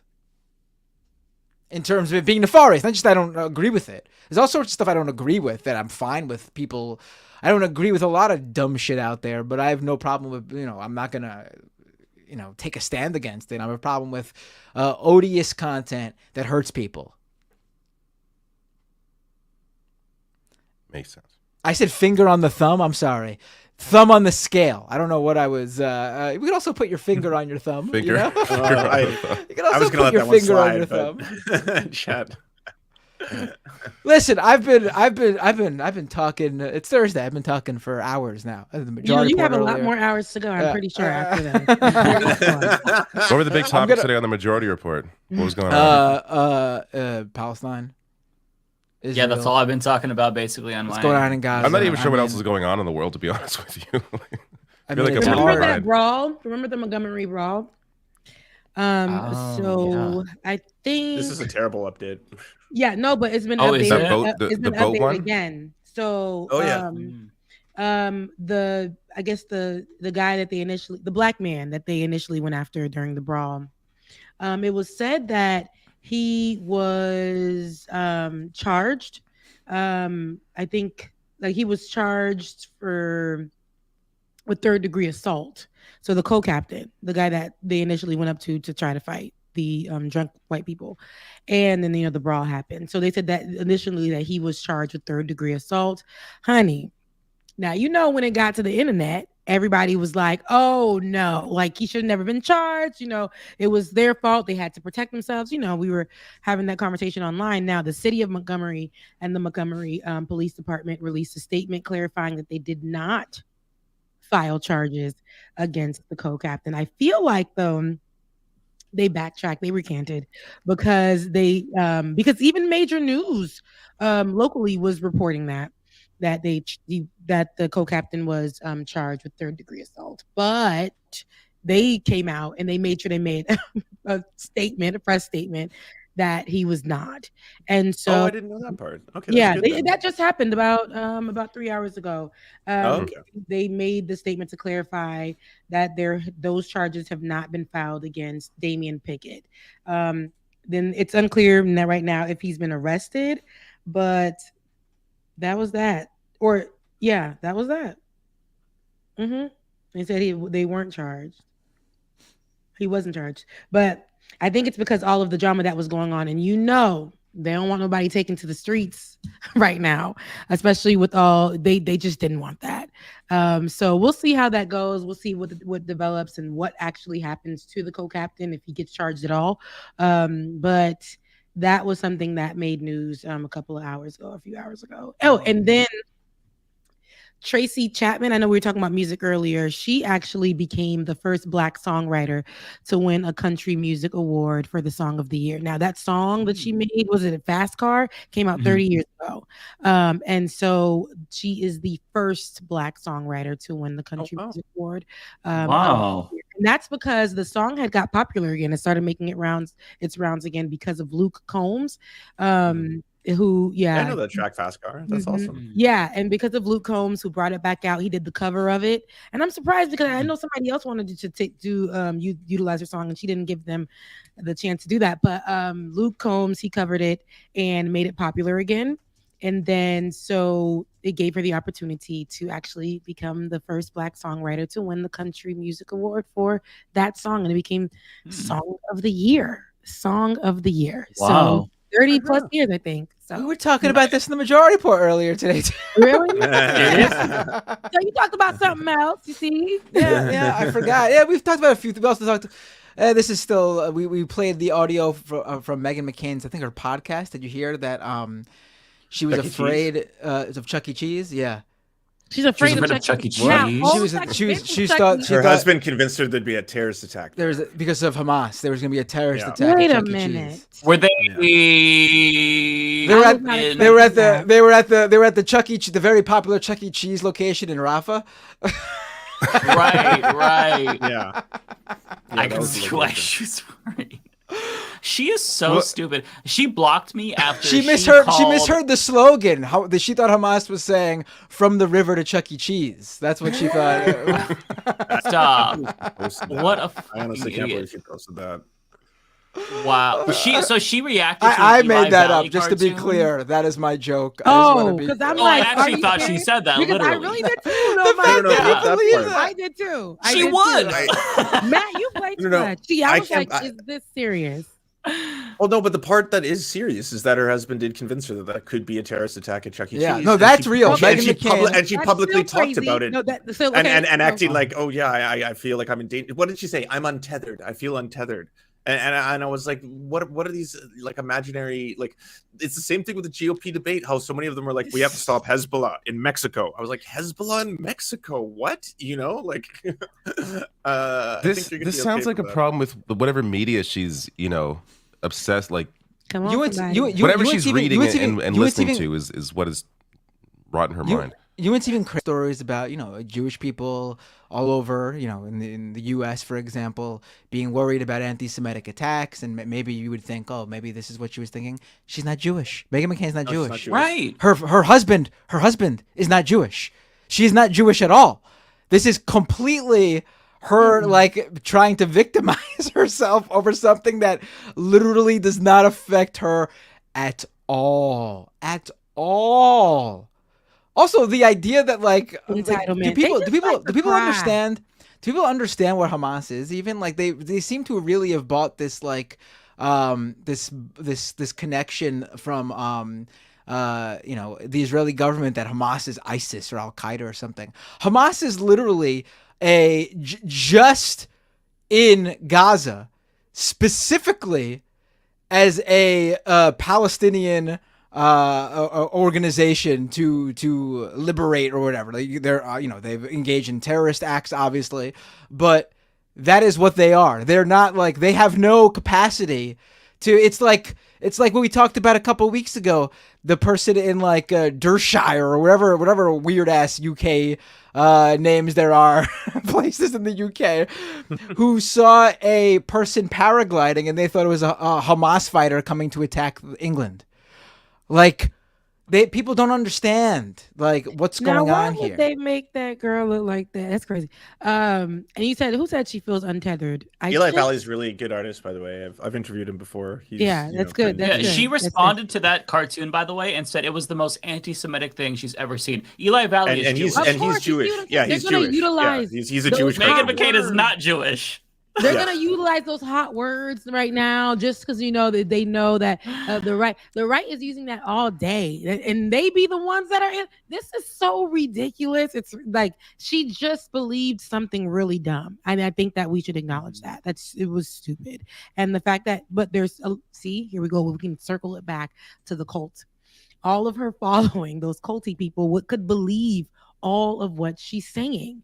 You see what I'm saying? Like, and believe that Chucky, some people that will not do any research, I thought that was serious. They would really listen to her and think that Right. Chucky got issues. Chuck E. Cheese. They're gonna go protest in front of Chuck E. Cheese. They're gonna go boycott Chuck E. Cheese because of that. It's really stupid. Damn, they so dumb. So I have a video about this tomorrow, but Sean Hannity, he decided to bring on Naftali Bennett, the former prime minister of Israel, and talk about the pro-Palestinian protests. And the hysteria was amazing. So one of the first things that he talks about is how scary it was to see pro-Palestinian protesters in front of the White House chant Allahu Akbar. And he was like, do you want to know where else they chanted this? On 9/11, when 3,000 Americans were... It's like, my brother in Christ, it means like God is great or something, and like they say it in prayer, like what?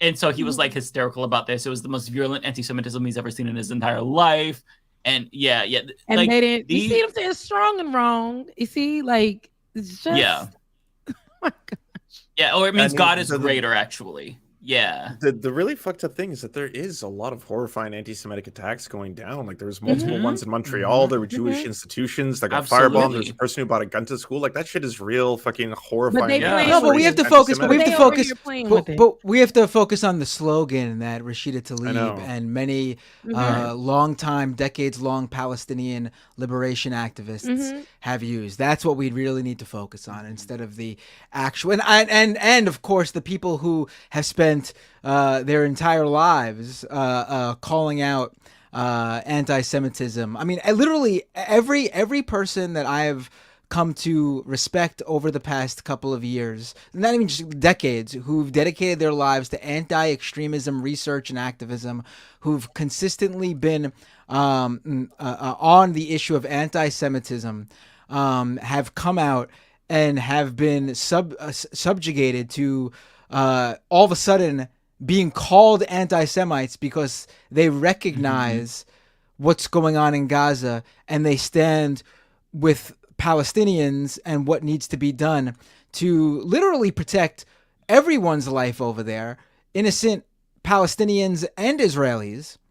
But they're having the charge of anti-Semitism weaponized against them, while real harmful acts of anti-Semitism spread, and they can't focus on that because we're focusing on all this other bullshit. Yeah, it's so disgusting because anti-Semitism has been a growing problem in the United States. So to just like demean the meaning of that and say, oh, well, free Palestine now too, that means that's anti-Semitic as well. I've actually seen this argument on Twitter. It's so insane.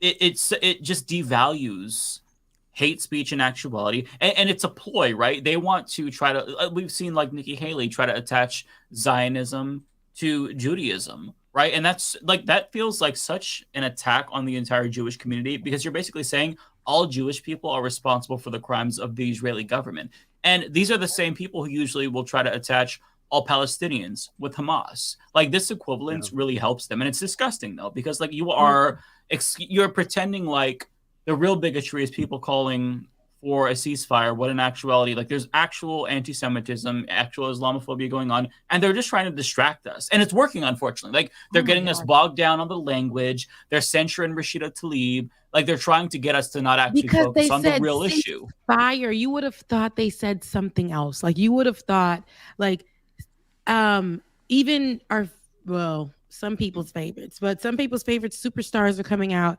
and crying about it. I'm talking about people that I really watched and was like, dang, that's such a great actor. Wow, such a powerful woman.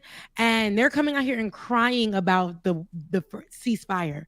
And I think that's they're so focused on that. And then telling their base, like telling the people who follow them that is such the wrong thing to say.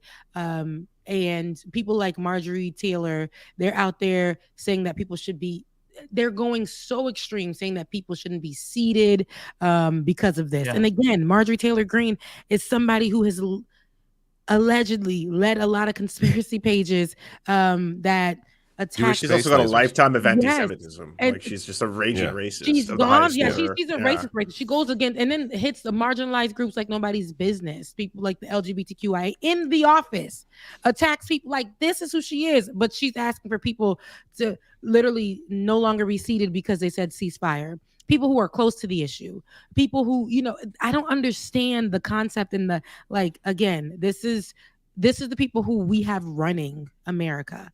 Who don't want to call a thing, but then again, our own president really doesn't even want to say anything about it. So, and this is again, now we don't want to both sides this issue, but this is all of them, so I look at all of those people crazy, whether you're on the right or on the left, and we're seeing that people who just aren't speaking up or on the wrong side of this, it's ridiculous. Marjorie Taylor Greene and goddamn Joe Biden are on the same side of it to me. I wanted to know, like, I'm sure you all have seen this by now, but I had to address this. We didn't talk about this before. So on Instagram, if you haven't seen, Amy Schumer has been going just wild on this issue. Have we not talked about Amy Schumer on this show yet? I think we have to have. I don't think we mentioned. Did we? Okay, well, if we haven't, I've got to read this post. So she actually shared this.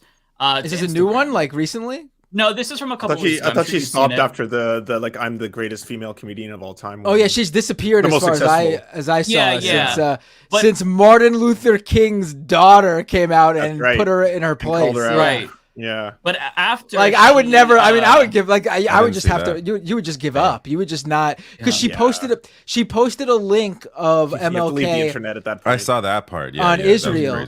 And then Bernice King came out and was like, yeah, you can't use a video of him without also putting in the context that he would without a doubt be calling for a ceasefire because he wanted peace and wouldn't want to see any lives, Jewish or Palestinian, be taken. And I think she disappeared after that. I mean, I would hang it up. I would never. Girl, hang it up. Go miss the goodbye. Like literally, we don't want to see you no more. You were loud and wrong. What a lot of white people do, a lot of white people in positions that are like public figures or whatever, and it rolls around anytime an issue comes up about race or whatever, they always say what Martin Luther King would have done. Well, no, and again, these are the people that don't even know Martin Luther King past the one damn phrase that's popular, and I hate that because they believe that content of your character. Right, that's what he said. That's not color your skin. I don't. No, he had so many other things that he said. He has so many other fights that he's fought. They also take that quote out of context. He was saying his children shouldn't be judged that way. That's like, what the line means. Let's go with the rest of the speech. That's not the reality I live in. Let's go with what he said first and after. But y'all just so focused on that one thing, and that's what they do historically, and that's why they choose Martin Luther King as somebody just to literally quote all day, every day. But I'm glad that his own daughter stepped in and was like, "Hey, sis, no, do not use my father's name, especially not in that way." And we wouldn't support this. My father would have did opposite of what you're talking about. So yeah, I would have ran too, because it wasn't just Twitter or social media people who were attacking Amy or telling her, "Girl, you're strong and wrong." No, his daughter was summoned. Now she joined the chat, and now I would go missing too. That was great. Yeah. I would go missing too. After she called Gazans rapists, before also, she left, is anyone gonna, like are any of these people gonna like all I've seen this from multiple people. We even showed one guy, like they're just like coming out and just being like, while we're talking about like the MLK clip being used, like these are liberals just coming out and being racist about like getting angry that black people are finding solidarity with Palestinians. Yeah, I have the quote from Amy Schumer. I have to read it to you. It's so insane. Yeah, so first they came for LGBTQ, and Amy Schumer shared this, by the way, and I stood up because love is love. Then they came for immigrants, and I stood up because families belong together. Then they came for the black community, and I stood up because Black Lives Matter. Then they came for me, but I stood alone because I am a Jew. Like, Amy Schumer actually posted this. What did she? You see, it's problematic. I would go missing too. I would go missing too. She's out here saying some ridiculous stuff, and it's no, and I hate. But at that least she fucked off at least. Sarah Silverman, who for now defended war crimes, she'll be back. She's hosting the Daily Show this week. Like Sarah Silverman did that a couple of weeks ago. Just said it's okay for Israel to turn off the water, and then said, "Oh, I was high." Now she's hosting the Daily Show. So at least Amy Schumer. She did. I'm not defending Sarah Silverman. I do think if you're going to compare Sarah Silverman and Amy Schumer, without a doubt, was way worse. Oh, for sure. It's not even. Yeah, absolutely. So I wouldn't say at least Amy Schumer fucked off, because that makes it seem like Amy she at Schumer. least at some point. It's like Justin Bieber. If you speak anything, if you say anything to me in this moment, you are on the same level. I don't even care if something. Well, God, guys that they deserve. No. Well, bitch, bye. All of y'all go away, because she was even wrong. You weren't high. And for her to say that, it's like she's insulting. She's what's her name? Sarah Silverman. She's very she's problematic. She keeps coming out and saying some dumb stuff. And then, and for her to just come out and say she got high and then get this opportunity now, she's like, I don't like it. I don't think she needs to be, she needs to go fuck off as well. Yeah, I know I don't be cursing like that on the show, but she needs to go sit down somewhere as well. Because I anything right now is too serious. Oh, because right, as people are pointing out. If you say anything against the people of Gaza in that type of way, like, oh, it's okay for them to no, girl, it's okay for you to shut your mouth. Like, I need you out of here, because I don't like it. I don't like to hear none of it. Those kids are dying and all that stuff, and this is what you got to say, and then you come back and say you were high. Yeah, people in the chat are pointing out that she did blackface before too. Oh yeah, because she's a comedian. Oh yeah, Sarah Silverman. Oh yeah, no, Sarah was on Comedy Central. I don't care if she's a comedian or not. Bring it all hilarious. Up, okay? Oh, hilarious. This has on one hand, here's what I will say. At first when this started, I really just felt like I was losing faith in humanity, aside from the distraught and the destruction that we were seeing. But as time went on, I do feel hopeful, because the propaganda isn't working anymore, and a lot of people for the first time are having to engage with this issue and understand what our tax dollars are funding. And shocker, they're not comfortable with our government funding genocide. And having people actually realize that and not dig in and, just not fight past the cognitive dissonance is nice to see, because that's what I expected. Because that's kind of how it's always been.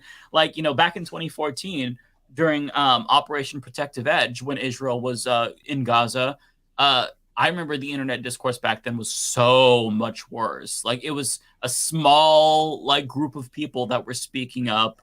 I remember even Bernie Sanders, during a town hall, he was confronted about this, and his response, and somebody shared this online too, his response was so bad. He's like, well, Israel has the right to defend itself. And I'm just like, God, even Bernie Sanders. And I felt just like Palestinians are never, ever going to get out of this situation, because not only are they being bombed indiscriminately, but people are fine with it. And so this time, the one difference, not that it brings back any lives, is that it feels like people are actually not okay, and they're speaking up. The protests around the world, that is nice and encouraging to see. So that's the one thing that I can say that is different this time. But it still doesn't having that change after the fact doesn't make me feel that much better, because it's I'm looking at these images. There's a 7-year-old boy who had cancer, and he was bombed. He was killed. there was a 12-year-old boy, and his dream was to be like a big YouTuber. He had 1,000 subscribers. He released a video, celebrating his 1,000 subscribers. He wanted to get to 100,000. He was killed. He was 12. Like, that's a couple years older than my nephew. He wants to be a YouTuber. It's like I see, my family and these kids, and it's just so sad. I don't know. I'm going. No, that was is. really You good see what I'm video. saying? So I think part of that anybody video that's made me tear up. Anybody that speaks against like says anything to me like stupid, that's like just irresponsible conversations or comments, especially people with bigger platforms. I'm gonna look at you crazy. I'm gonna definitely look at you crazy, because you don't get to make any jokes about children dying or not having access to water or any of the basic things while you sit on the internet and you get to have these conversations and you get to turn around and say that you got high and then get awarded with the show. I don't like to hear it. And then the other woman as well. Anybody, I don't care who you are, black, white, purple, blue, gray, in between, on the side, whatever you identify as, I will hold you all accountable. You're not above it at all. Lance, you said you have you said you're going to sprinkle something a little cute on us. Is that what you said? Oh, I did not have something cute in the reserve for the end. All that, Lance, break you hear a silly story coming up. It's 10:32. It's my time. You already know. But I know you guys are gonna get to your super chats, and then you're gonna get to your after hours with Eminem. So, and David wasn't feeling well, so he had to go. So he didn't just drop off like that. So he had to go. I thought he just did the David, he wasn't feeling well. We'll see. Okay, yeah. He wasn't take here care, for David. a long time, but he's here for a good time. Yes, we'll see he has David to take next care of week. himself. But I just wanted to read. I didn't get any. I can't get super chats, but for I promised I would read the. Yes, from David Mendoza. I don't know what this is for. Are you treating me to lunch or something? But it was for salmon, quinoa, lentils, arugula, chili powder, cumin, and then honey Dijon. I don't know what that was for, but thank you so much. Thank you so much.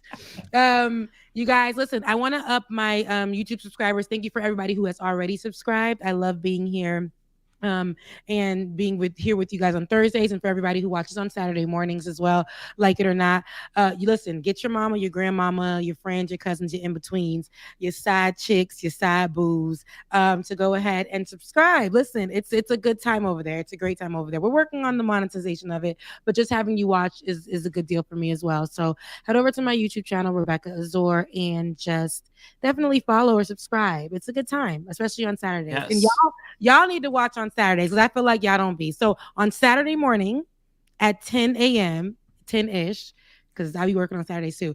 10-ish, I'll be rolling in. You guys just watch. It's really fun. Benjamin Dixon is my co-host on the show, as well as my DJ, Bubba, who always starts off with his 15 minutes where he's just DJing for you guys, making you guys laugh, making it real cute. But you have a personal DJ that just like follows you around your house? He's one of the co-hosts. He's not in our house. I've been on the show. He's a blast. Yeah, it's fun. It's really fun. And so you guys should definitely watch on Saturday mornings. But I just say that to say thank you guys for the ones who already support. And I love you guys, mean it. All of you guys. I love you guys, mean it. All right. Let me love on y'all. Don't be afraid of the love. I'll see you guys next Thursday. We love Bye, you too. guys. Yes, take care. Bye. Bye.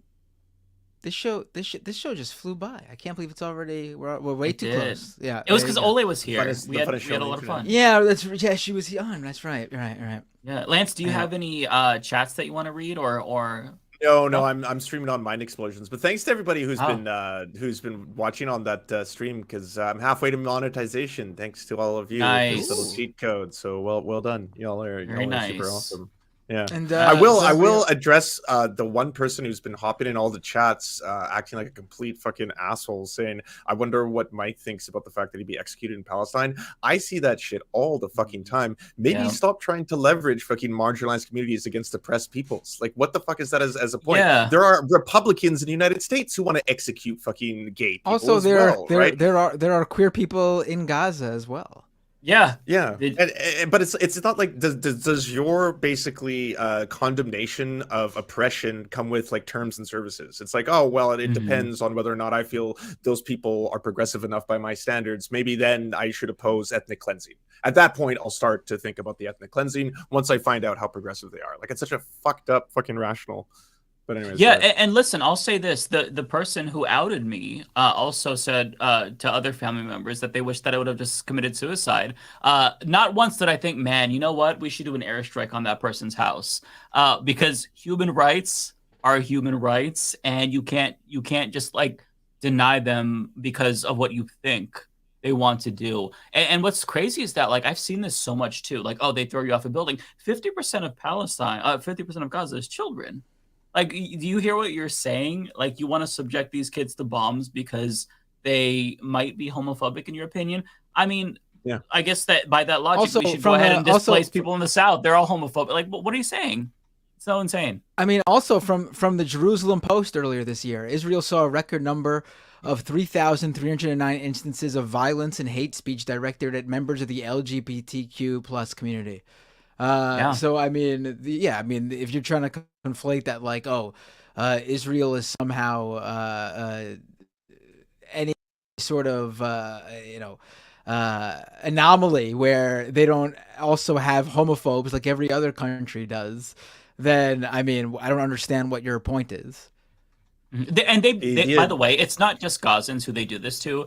I remember after Prop 8, they did the same thing. I think that was the one where they said that it was a majority of black voters supported Prop 8. And it was like, oh, see, so you shouldn't support black causes. Like, is this like a war between marginalized groups where you're going tit for tat? Like, hey, you didn't support me. Like, are we actually doing the Amy Schumer thing where it's like, I spoke out for LGBTQ people? Yeah, like, that's so fucking weird to me. Also, these are children in Gaza who are dying. These children don't have any anti-LGBTQ views. They don't have any views like that at all. They're children. They are children. They're kids, babies, toddlers. Yeah. And look, even if, let's say, there was somebody there, hypothetically speaking, who was as homophobic as Ron DeSantis, I don't think that justifies them getting airstriked or displaced, or starved. I'm not that kind of a person. So, yeah, but I've seen that so much now, it doesn't even bother me. I just view that as like so embarrassing for that person to say something so stupid because they don't know, they don't have like a rational argument to convince me to support the indiscriminate killing of children in Gaza. So they have to be like, oh, well, you're gay, right? Well, they want to kill you. Okay, bud. That's very persuasive. So crazy. Yeah. Let's not, I'm sure that was a right-wing troll because otherwise what is the, it's not someone who watches us. I've seen liberals say that too, but yeah, it's mostly right-wingers who've been using that. Right. No, I mean, I've seen liberals say that too, but I don't think liberals are watching us. I mean, it's amazing. I'll say like, the most like carefully worded, purposely thought out,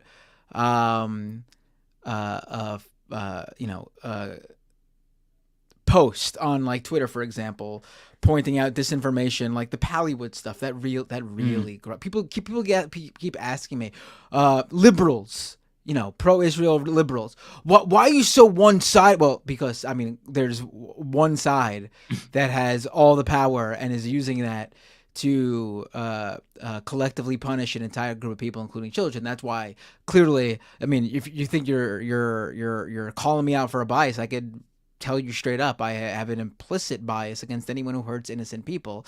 I am adamantly against what Hamas did on October 7th, but as of right now, there is no more Hamas in Israel killing people like they were on October 7th. So my focus now is on the country that is in Gaza. That would be the Israeli military, the IDF, and the Israeli government, who is killing people. So that's why my focus is on that right now. But also I find the Pallywood conspiracy theory especially deplorable. To me, there's nothing out there that I've seen that even gets close. I've seen people question the authenticity. Listen, I think it's fine to question some of the Israeli government's claims, but then there's also people who deny the video evidence filmed by Hamas that shows them committing horrendous acts. There's no question about what happened there. I mean, you could quibble about the stuff that Israel claims that aren't seen on the videos that don't seem to. You could quibble about that, but there's no doubt Hamas did horrible things and killed innocent people, innocent civilians. But nothing I've seen comes close to the Pallywood thing, because the idiots who claim that the Hamas stuff, what Hamas did, isn't legit or whatever, they're idiots, powerless idiots, small, no power accounts who have no say, no authority, nothing whatsoever on social media. The Pallywood stuff is coming from huge influencers, celebrities, the Israeli government and Netanyahu's own spokespeople themselves, people with immense power. You have the president of the United States questioning how many people in Gaza really died. It is abhorrent to even put anything on the scale of what we're seeing in terms of the disinformation. The Pallywood stuff goes beyond the pale. There's nothing close to it. I personally find it so disgusting to deny that children are dying to the point where you come up with fake video evidence, pulling clips from movies, pulling old YouTube videos of student activists in body bags and claiming this is proof that the people in Palestine are lying and they're actors. I truly find it to be the worst of the worst. So if you're wondering, why does Matt focus on that so much? It's because I want to. Because I find it to be disgusting. And it's also your show. Yeah, no, it's just like my account. Yeah. Yeah, your account. Yeah, same thing. Yeah, well said. Well, fam, if you're doing super chats, I'm gonna bow out as well. I love you both. I'll see you both next Thursday. Yes, love you too, brother. You take care. Keep making awesome videos. Keep doing great streams. Take care. Alrighty, are you ready, Matt? Yeah, I mean, I like the Pallywood stuff. Really disgusts me. Like it's on the same level as Sandy Hook hoax extremist, the crisis bullshit. Actor bullshit. Did you see the Lebanese that's what it is. They use it. Did? Yeah, they use the terms and everything. It is beyond the pale. Like, and I see people who would attack any Alex Jones fuckery posting this shit. You are a scumbag if you're posting this Pallywood bullshit. It has been debunked time and time and time again. Why do you think people need to fake those videos? Do you believe Israel is lying about bombing the shit out of Gaza? Like, do you think that they're dropping all those bombs and people aren't dying? Like, they don't need to lie about it. It makes zero sense. You just need to dehumanize the Palestinians. Like I've never I can't. It's really this month has been, and I'm just watching it unfold online. I can't imagine what people are there going through. But I mean, I've never seen in my lifetime, people just look at a whole group of people as less than in this way. It's something that I read about and you learn about in books in school about how people have been treated throughout. No one has, and people the whole. I've seen this thing too. Oh, why don't you care about the genocide in Africa? Or of course, people care about that stuff. Do as many people care? Probably not, because the media doesn't cover that stuff so much. Why does the media cover that stuff so much? Because so much of it, unfortunately, doesn't involve the U.S. government. I mean, we fund Israel. We are directly complicit in this one. There's no beating around the bush here. We are directly complicit in this one. And you know what? I will say the realities of this specific situation do, I think, make this so much more worse, because this is a group of people who are sequestered, trapped in this very small area. This isn't like, something happening. It's horrible wherever it happens, but there are escapes. There are places to go. There are outs for people who have means. Even if you have means here, you're fucked. There's nowhere to go. Yeah.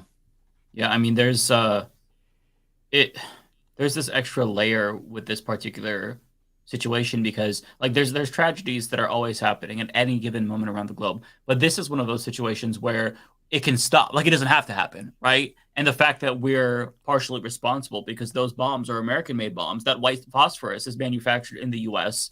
That's what makes it so much more concerning. Yeah, I agree with you. Also, this is the beacon, the shining light of the Middle East, right? The only democracy in the Middle East, Israel, right? We hold them up to a standard. That's another thing. The whole, what about other countries?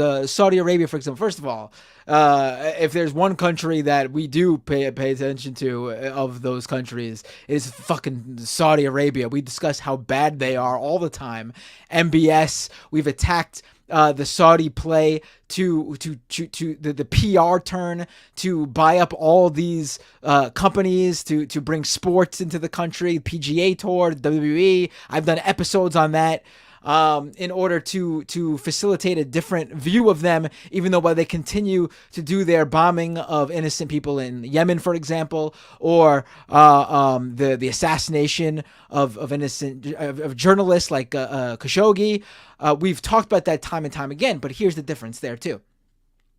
There's no beating around the bush about what Saudi Arabia is. Like, there's no one who thinks anything different about Saudi Arabia. Like, there's not like this whole movement here in the U.S. to like, the Saudis, everyone needs to be more like them. That's a bastion of freedom. They treat their women great. It's so much different than the rest. They're the most democratic nation in the Middle East. There's no facade there. We know exactly what they are. We know the brutality of the Saudi regime. We know exactly what that is, and everybody calls it out. Everybody does. There's no comparison to Israel. They're supposed to not be. They're supposed to be the gold standard, right? We can't criticize them. They're supposed to be the gold standard. We can't criticize them when they're taking part in something that we would have no problem in criticizing any other country over in the Middle East, for example, or any country we consider to be in the axis of evil or whatever. There'd be no problem. There'd be no question about it. There'd be no one if you criticize Saudi Arabia, you're not called Islamophobic. You're not called a xenophobe. You're not attacked as a racist because it's clear what you're doing. That's not the dynamic here. Yeah. Well said. I forgot what I was going to add to that, but I think that's a good place. And you know what? I don't bring this up so much because I don't like playing this card, and I've struggled my whole life with my own personal Jewishness. But yeah, the fact that I'm an ethnically a Jew, it does affect me even more so. I feel like this is extra close to me. Just like why my decade plus dedicating my career to calling out extremists, far-right groups, white supremacy, neo-Nazis is directly tied to that as well as who I am. So, I do find it extra odious that people say things to me about it, calling me anti-Semitic for standing up for the Palestinians. I will never stop. Mm-hmm. Yeah. Yeah, that was a good rant. You should clip that out and put that on your channel. It was good. It wasn't a Binder monologue. It was a Binder rant. That was a good one. But yeah, no, you're right. It is disgusting. And yeah, no, I won't add anymore. I think what you said is perfect. All right, what do you say we get to super chats? Yeah, let's do it. So I'm not sure which ones are David's. So if there's one that you don't see, I'll just read it, or you can read it, or something. And yeah, we'll go from there. So the first one we have is a super sticker from Logic Zero. I don't know if this is yours, but if not, thank you, Logic 5 Zozo. We also have. I gotta move over to the. I have to follow along in the starred section. No, you're good. We also have Tokyo Hans, yeah. 5 gifted memberships. Thank you so much, Tokyo Hans. On top of that, we've got a Kowalski. Is that for me? Oh, so Kowalski. Sure. There's one before that. There's a super sticker from Logic 5 Zozo. You read that one? I can't remember. I did, yeah. I don't know if that was for you or for I'm David. sorry. I'm a little. I ended my stream early on Tuesday because I was so out of it. Like I did a post. I did Scam Economy on Tuesday, so it was pre-recorded. Everyone should check that out. It was honestly a breath of fresh air to be able to talk about something that wasn't in politics, let alone in what we've been talking about. And I covered with Molly White. Oh yeah, Molly White came on, who's great. She runs the Web3 is Going Great, which tracks crypto scams, schemes, and failures. We talked about the Sam Bankman-Fried trial in depth. She was even there in the courtroom for a portion of it. So it was a really great discussion. Check that out at scameconomy.com or at youtube.com/MattBinder. It's the second biggest download day for the Scam Economy podcast in the 2 years I've been doing it. So it was a great. The funny thing is, episode. The funny thing is, the Scam Economy, when it comes to like numbers, Scam Economy does so much bigger numbers. It gets so many more downloads than Doomed, like by like not even close. It like triple or quadruple. And I think it's just like more people tune into non-political content, honestly. I mean, people, I think, people are spread thin when it comes to politics. So when it comes to other stuff, there's not as much competition, maybe. I don't know. But, and of course, I've been ignoring Scam Economy and covering and doing Doom nonstop. But well, I mean, look, it's been clear. It's been clear to everyone who ever watches me that I never do anything for the money because clearly I'm not very good at making money. So everything I do clearly doesn't come from making money.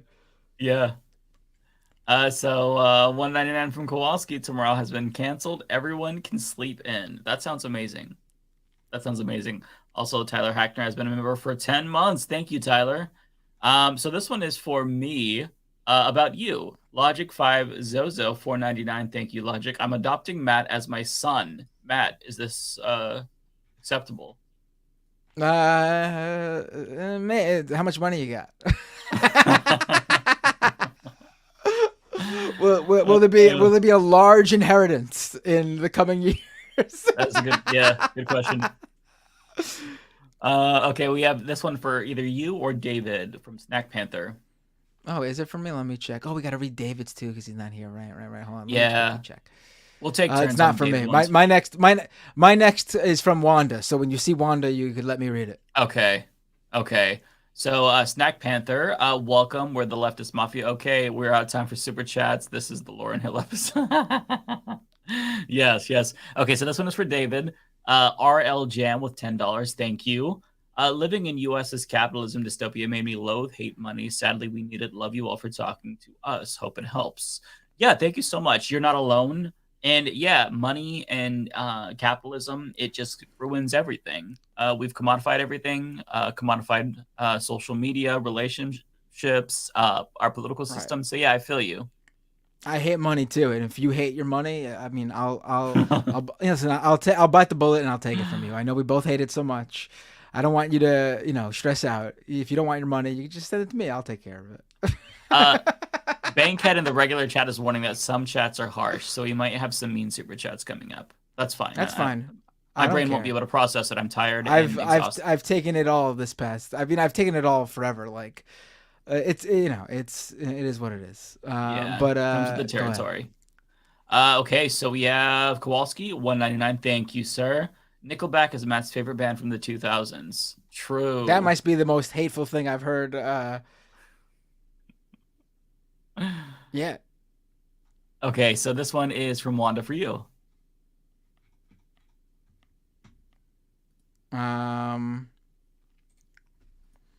I'll run to the bathroom. Wanda with a $10 super chat. I am on a Zoom call with Virginia getting early data which shows huge turnout from Gen Z college students.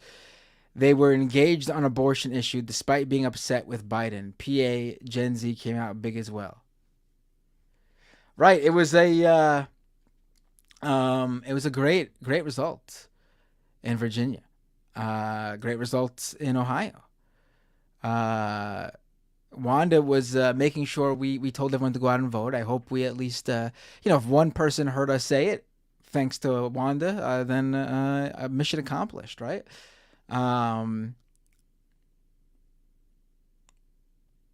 you go.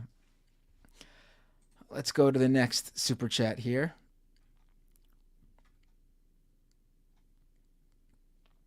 Tokyo Hans with the super chat. Wanda just did a $10 super chat. I just want to be cool like Wanda. Wow, is 1,000 yen $10 US? It's close. Not quite. Thank you, Tokyo Hans. Tokyo Hans with another super chat. Well, thank you. Boys, step back, please. Olay and Rebecca are going to carry the stream today. I mean, I did do that, actually. When Olay was on, my first thought was, why am I going to talk over her? Like, I did that enough when she was on the show. So I let her, of course, kind of have Olay as the special guest. Of course, I'm going to have her talk.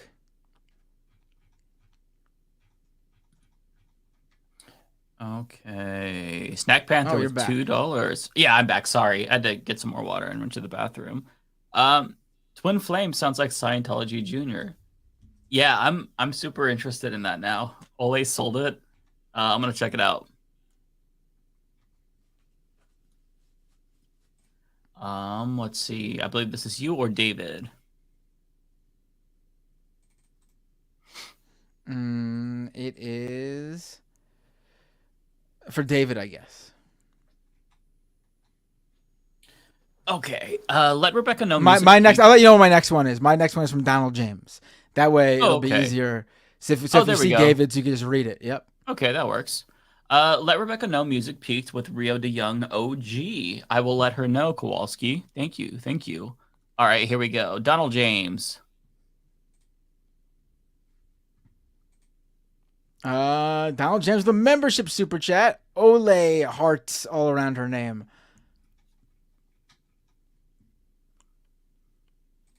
Okay.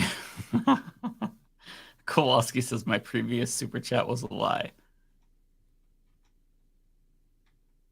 Let's see. My next super chat, by the way, is from T King.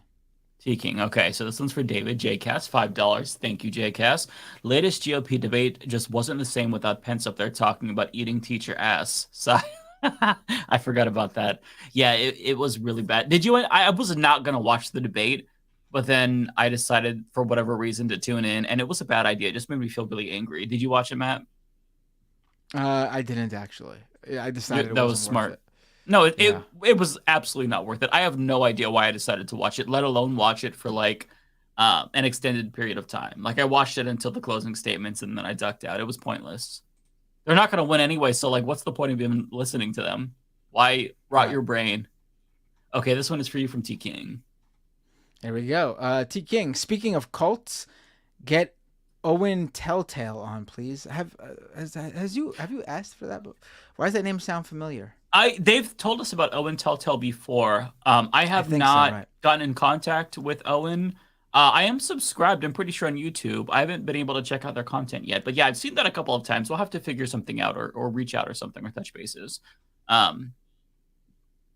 Okay, we've got Mist Siren with $10. Let me know what your next one is, actually, before I go on.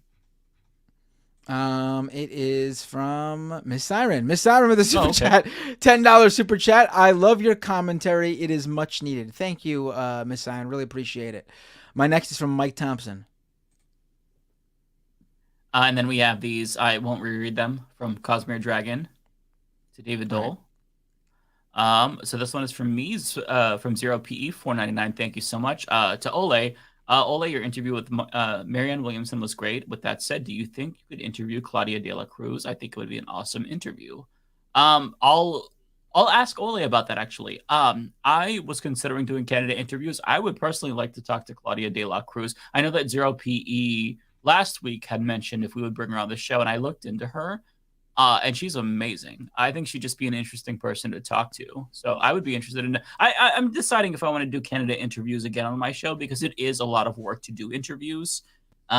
Just because if I'm going to bring on a candidate, I'm going to have to do a lot of research, and I'm going to have to know what I want to ask. It is exhausting. So we'll see if I want to do that. But she would be a great person to talk to. She seems really cool. And then we have Mike Thompson for you.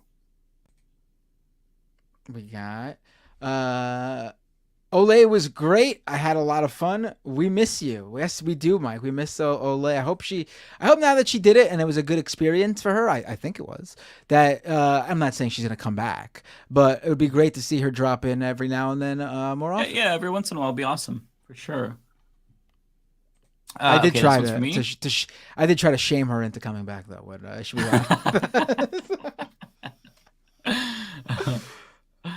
Well, it's cool that she's working on videos. Like, she has her voting video with some of us, and then she has her video with you that she'll do in the future. I'm assuming about Twitter, because you're like the tech guy. That future video she's been talking about for it's never. I'm joking. Yeah. J Cass, Mike. What video did you guys do again? What video did you guys do again with her? What is it? What's coming out? We did a video about voting. Just in general, like voting, lesser of two evilism, vote blue no matter who, third party, just like general thoughts. And she interviewed like a lot of people to just kind of like gauge what people are talking about. We did it in like September before a lot of us were super pissed off at Biden. Like, he was riding high. So there's a lot of stuff. A lot of you guys going, Biden's the best. Vote Biden, baby. Yeah. I was a very big Biden advocate in terms of, and I always you have to always add this addendum. My view of it is, comparatively to other presidents, modern day presidents, the bar is extremely low, like on the floor low. Comparatively, domestic issues, he was better than them all. Like going back decades, quite honestly. Labor issues, he was without a doubt. But then this happened. His handling of what's going on. And I just can't. I'm not saying it changes so much. The election's a year from now. They have plenty of time to change course. I mean, obviously, in terms of lives lost, they don't have time. But in terms of realizing the mistake and putting a stop to any more killing, it's not too late. It's never too late. Mm-hmm. And they can still do it. Yeah. It's they can still do it. Yeah. Here's what I'll say about that. I live in a very deep blue state, Oregon. Last time I voted for Biden in 2016, I voted for Jill Stein. I would be, like, for me, as a political commentator with a platform, I'm apprehensive about, like, stating, rah, I'm going to vote for, like, third party, because I don't want people in, like, a swing state to say, oh, well, I should do that too. Because if I were in a swing state, my calculation would be entirely different. But if I didn't have a platform, and if it was just me, making a vote at this point in time, I would be voting for Claudia de la Cruz. Just because somebody who's, I'll vote for Marianne in the primary, but just as, an Oregonian voter, that's what I would do. But as as somebody with a big platform, I feel like I can't really, I don't want to say that and then have people think, oh, well, I should do that too if they live in a swing state, for example. I'm very nervous about that, so I'm careful with my words. But yeah, I'm pissed off at Biden, and I won't hold back my criticism though. But in terms of voting, I'll just like bite my tongue because I personally don't know what I would do unless I lived in a swing state. Jay Cass with $2. Mike bringing grunge back with that flannel. Yeah, you know, it's that time of year. Got to bust out the flannel. Zed Tabani with $10. Nice to see you, Zed. Olay, I am personally very upset that you did not give Marianne Williamson a bow and raise a lighter in the sky and close your eyes and sing as she answered the question. So biased, 1 out of 10. Always nice to hear from Zed. And let's see here. I believe this one is for either you or David. It is for me. Jay Cash with a super chat. Nothing beats the feeling of putting on underwear straight out of the dryer on a cold night. Hashtag toasted calzones. Okay. Very nice, sure. Jay. And I hope you enjoy it. I hope it feels nice and warm and crispy. It is for me. It's more the I wear like sweatpants to bed. To me, when those come out of the dryer on a cold night and your entire lower body, your legs are nice and toasty, that to me is a little bit better than all the focus just on your genitalia region. Yeah, I would agree with you for sure. I think this one is for you or David. No, it's for David. Oh, okay. Well, it says from Snack Panther, $5. Thank you, Snack Panther. Williamson's fans are upset they backed a poot-butt politician. And then this one is actually from me. I think that Olay addressed it, but I'll just read it just in case. Thank you, Cosmic Dragon, for the $20.24. I see what you did there. After seeing 3 different super chats, I'm now realizing 2024. I'm out of it. Olay's interview style won't inspire future interviews, but I appreciate her spending time to respond to my question. Marianne Williamson is the only practical candidate on the right side of Gaza and many other issues. Okay, so the next one, I believe, is for you or David. Is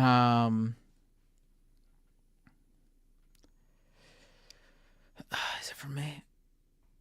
0PE with a super chat. You could ask Claudia De La Cruz hard questions, and I'm sure she'd welcome that.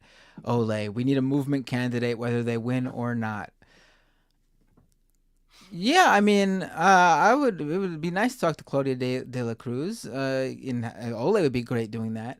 I don't know if that's the movement candidate, though. I mean, a movement candidate has a movement behind them. It's so hard disrespecting to get what Claudia De La Cruz does.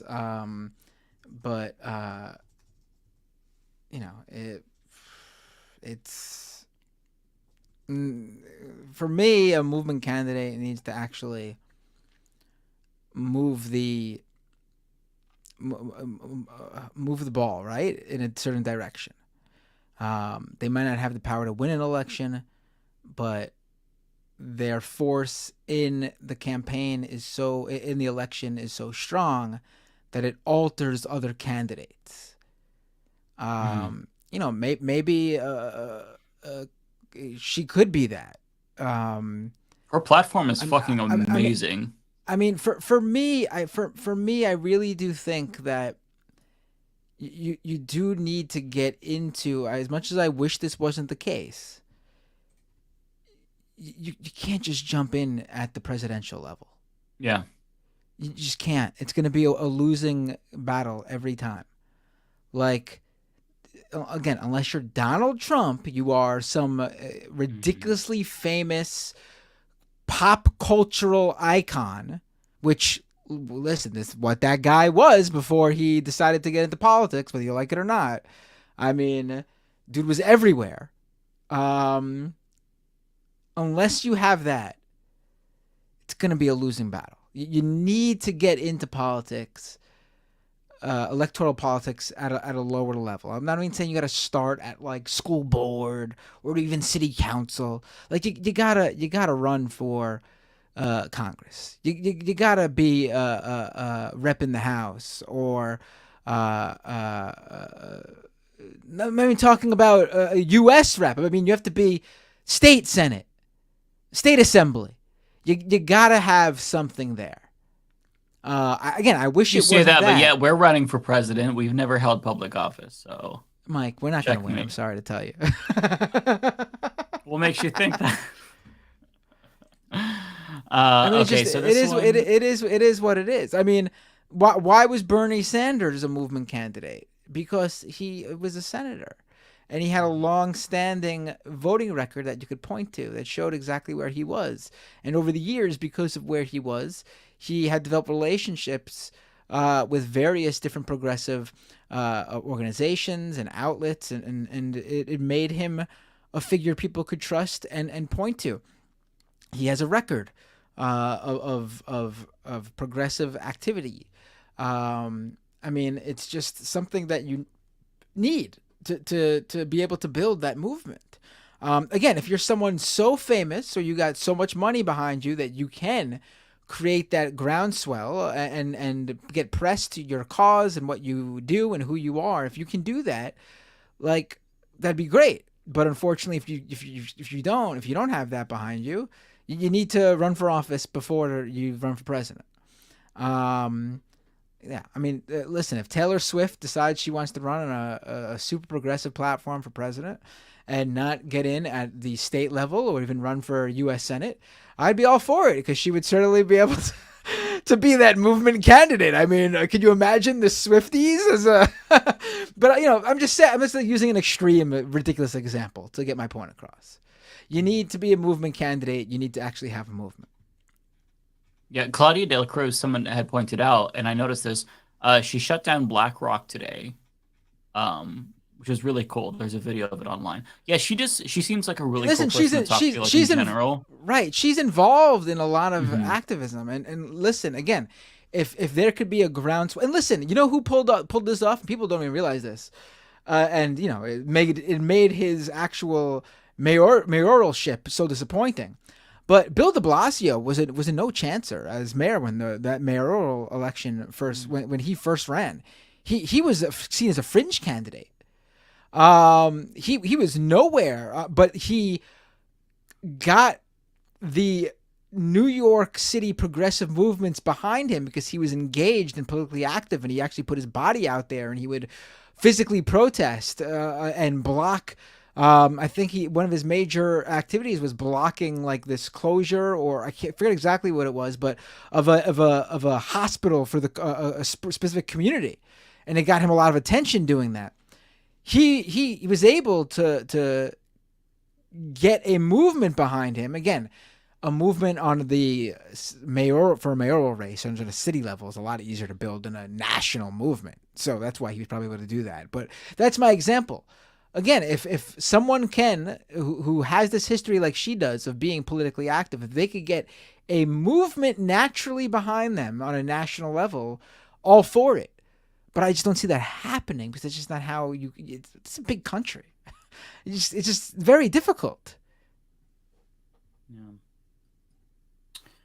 Okay, so this is for me from I Need a Big Drink. I second that. $5, thank you. Imagine bringing Bernie on and having people complain if you question him on the ceasefire, even if just to make him elaborate his stance. Yeah, what I will say Bernie's is not going on any shows for now. I can guarantee he's not going on any shows with CNN. He knows exactly what he's going to get. He's not going on any shows. His cheeks are going to get clapped, for sure. And anytime you have the opportunity to interview a politician, you've got to be really, like, asking tough questions. The only exception that I make is if you're, like, a first-time congressional candidate. You saw my interviews. They're very generic questions. There's not really, like, the odds of them winning are low, and there's no record for me to critique and pick apart. There's not a long history of statements that they've made that I want to, like, dive into. But if somebody actually is in Congress and has power, then I think that if you have the opportunity to bring them on and platform them, you should take that opportunity to really, like, try to hold their feet to the fire. You don't have to be a complete asshole. Like, I haven't done a candidate interview in a while, but if you look at, like, my Andrew Yang interview, for example, that was the last presidential candidate that I interviewed. I feel like I was very polite, but also I pushed back. You know, you're not going to tear them down. You're not trying to get like points for being petty and shit. You just want to make sure that you ask very good policy questions, and you hold their feet to the fire. That's kind of my take on it. But yeah, as Matt said, Bernie is not going to be anywhere near a show that is on anything but CNN, MSNBC lately. Bay Photo with $1.99 at least. Buy BB dinner first. She's I mean, in that instance, the Republicans who I was talking about should buy them dinner, right? Okay, so we've got Tokyo Hans. I believe this is for you, Matt.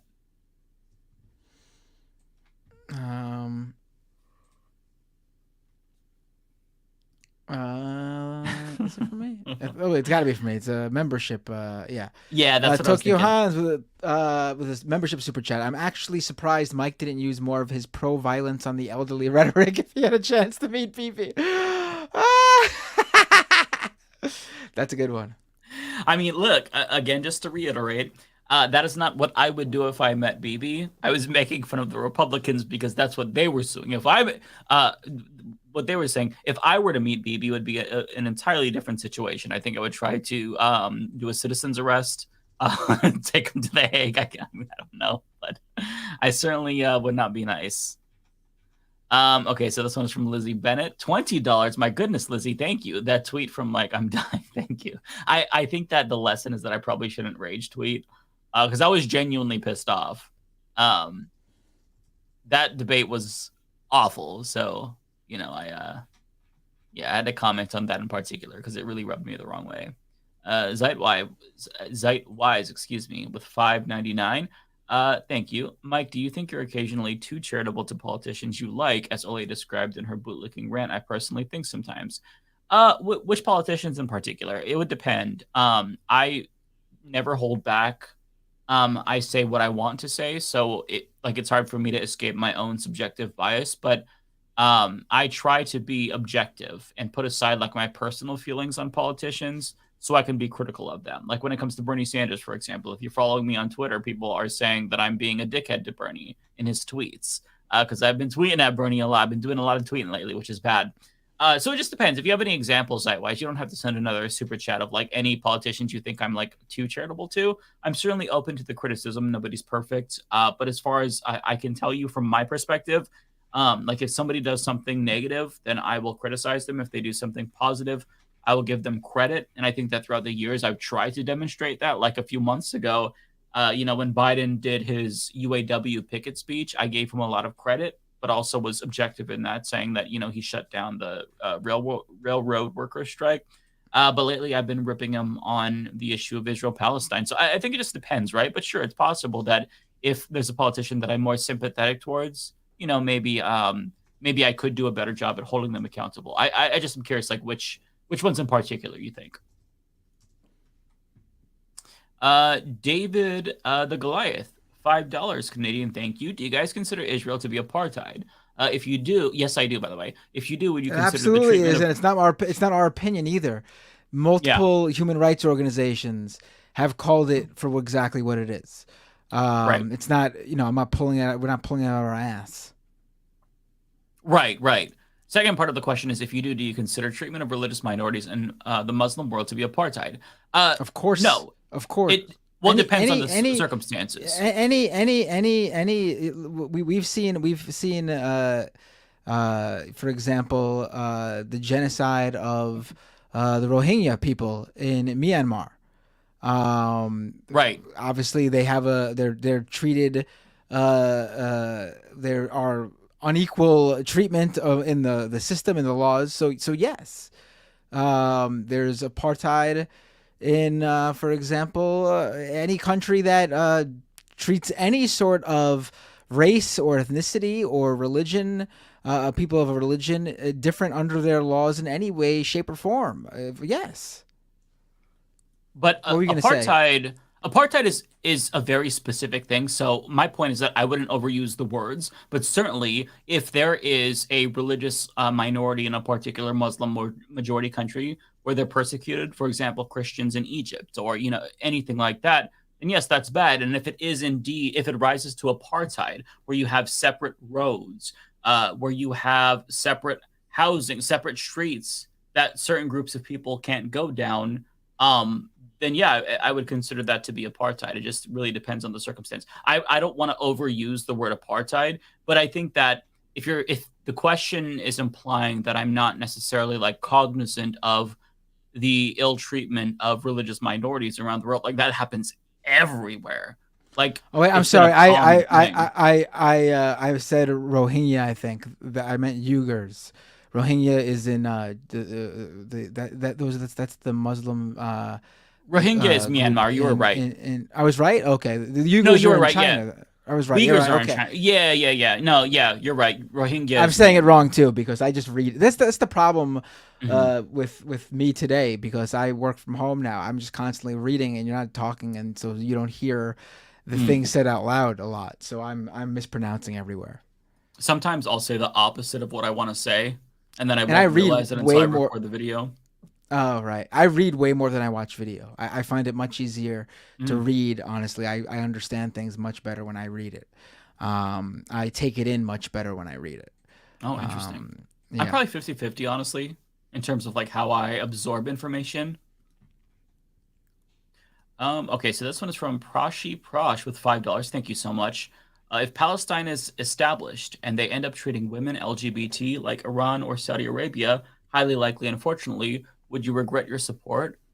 I don't understand. Highly likely, unfortunately. Like, what are you talking about? Highly likely, unfortunately.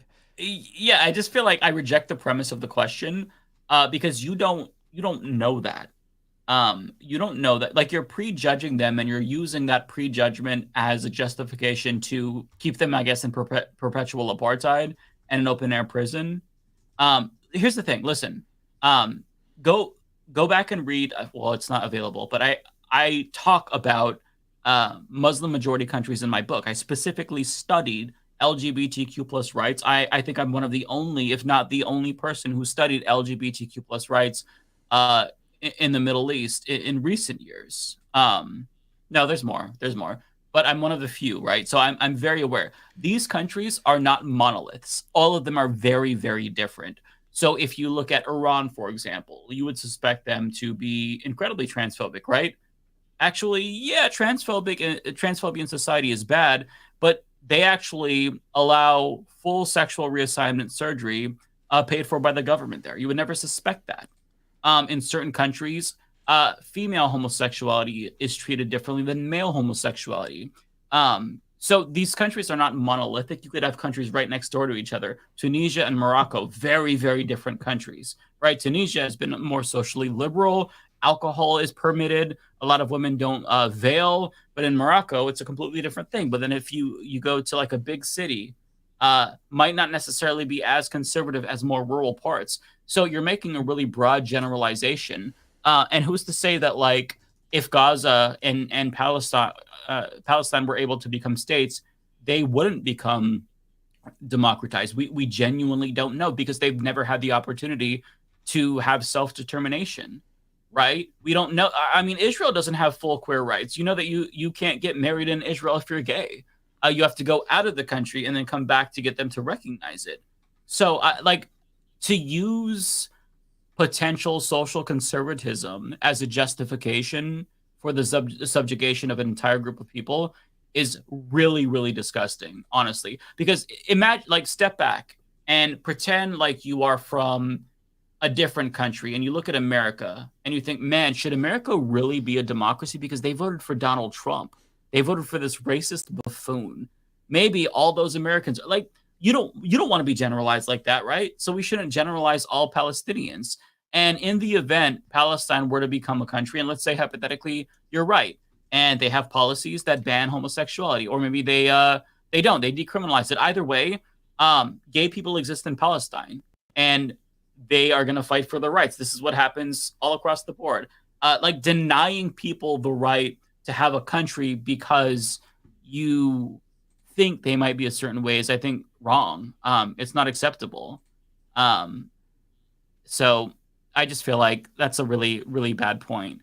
And by the way, a lot of these countries that you go to, people don't realize, like, in Morocco, for example, like they're a very homophobic country in many ways, but they have a very large LGBTQ plus movement, perhaps one of the largest in North Africa. And they don't treat like gay tourists as bad. Like, it's still not a good place to go if you're gay, but like they pay a lot of deference to Americans, for example. So I mean, like, it's just you have to stop thinking in this really obtuse way. People are people and governments are governments. Just stop being dense. That's what I have to say. Hopefully I communicated that right. I'm like very tired, so I am too. I mean, also, if the state of power, first of all, like you're talking something that like is so many steps away. Like it's such a bad faith question. I'm sorry. Right. If it is like also, if Palestine is established, what happens if they end up treating women and LGBT like Iran and Saudi Arabia? Well, what about right now, where literally you don't have to be LGBTQ, or you just be a Palestinian anything, and you're getting murdered and killed because of where you are. Like the idea that like, listen, you would jump to this. I mean, it's a very bad faith question, and I almost doubt there's sincerity behind it in terms of who's asking it. And if you are, you should look within as to why this is a question you think is needed to be asked this time. Yeah, it's just like if you see like a country suffered like a disaster, like an earthquake, do you go and look and like, okay, what do the public opinion polls in that country say about like women's rights or gay rights? And it's like, oh, okay, well, 60% are homophobic, so fuck them. I hope they all die. Like, I just feel like it's such and like that's not a one-to-one comparison to you. I'm not saying that you're saying that, Prashi, but it's a very bad faith way to look at it. It's so bizarre to me. Maybe I'll put my book available for free so people could. Could you imagine an LGBTQ Palestinian right now in Gaza, going through everything they're going through right now, and in their mind they're going, oh, but if a Palestine is established, what happens if it turns out to be like Iran and Saudi Arabia? Trust me, they would prefer a Palestine, a country of their own, than to undergo what they're going right now. Give me a break. Yeah, like absolutely. Like it's just Jesus Christ. Yeah, so ridiculous. Okay, I think this one is from me from Infinite Content. Sorry, I had to fix this wedgie I had. That's no fun. You gotta do that.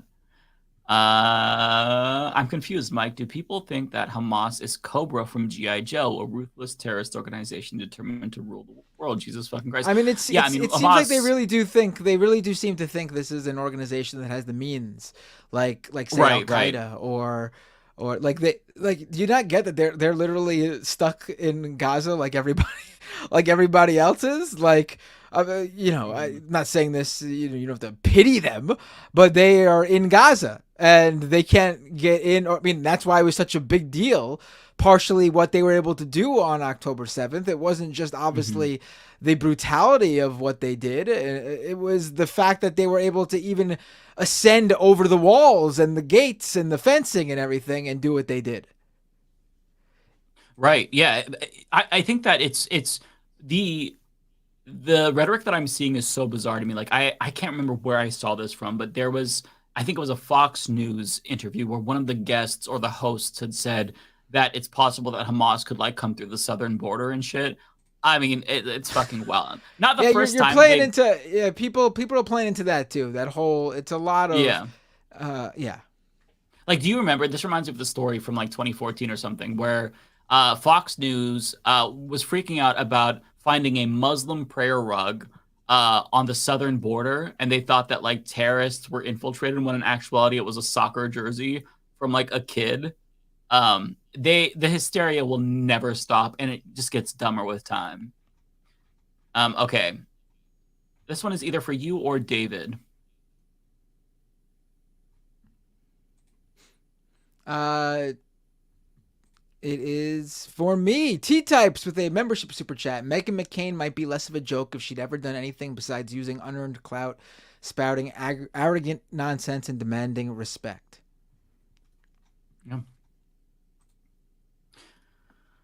Sally Thompson, $20. Thank you, Sally. That is a very generous super chat. Really appreciate that. On video, How to Talk to Reps by Bo the Fifth Column, I commented Leftist Mafia called live on show how to call your reps, start with something nice, and then ask for a ceasefire. It got love from Bo himself. How's that guy? Hey, that's really cool. I have not seen this. I'll check it out. Yeah, I don't know if you saw it, Matt. I posted just like the clip of us calling to my main YouTube channel last Saturday, and a lot of the comments were like, "Hey, this gave me the confidence to call myself," and a lot of commenters were like, "Hey, I called my rep." So I'm glad that helped. I know a lot of you said you were a little bit like nervous about calling, so I'm glad that we were able to kind of like give you some confidence. It's not. I think we overthink things, right? But it's not. And keep calling. Don't stop. Right. Don't get angrier, or if they don't, just keep calling. Keep being respectful about it. Obviously you can push, but keep respectful. Serious tone. Don't do anything irrational, which I don't think any of you would. But I'm just like really, let them know that you care about this, and that they should care about it too, in a very human way, because that's what this is all about. We need to really stress the humanity of this situation, and you have to speak to people. You have to speak to people like they're people. Mm-hmm. So, okay, we have Prash again, following up with $5. LGBT Palestinians apply for asylum in Israel. A gay man was beheaded in West Bank in 2022. Apostasy from Islam carries capital punishment in Palestine. So, again, there is discrimination in a lot of these Muslim majority countries when it comes to LGBTQ plus people and women. But then in some countries, they're better than the others. So it's not just Israel that they apply for asylum to. A lot of Muslims might go to, for example, Turkey. Or if you are a transgender person, you might want to go to Iran. And yes, Israel is better when it comes to this issue, but that doesn't mean that discrimination isn't there as well. And yes, there's still bad things that happen to queer people. Just like you say, a gay man was beheaded in the West Bank. Like, gay people, like trans violence against trans women is bad in the United States as well. Like it's a common phenomenon because homophobia and transphobia exists in literally every country in the world. So I just yes, honor killings exist. They are bad. There is violent homophobia. Yes, that's bad.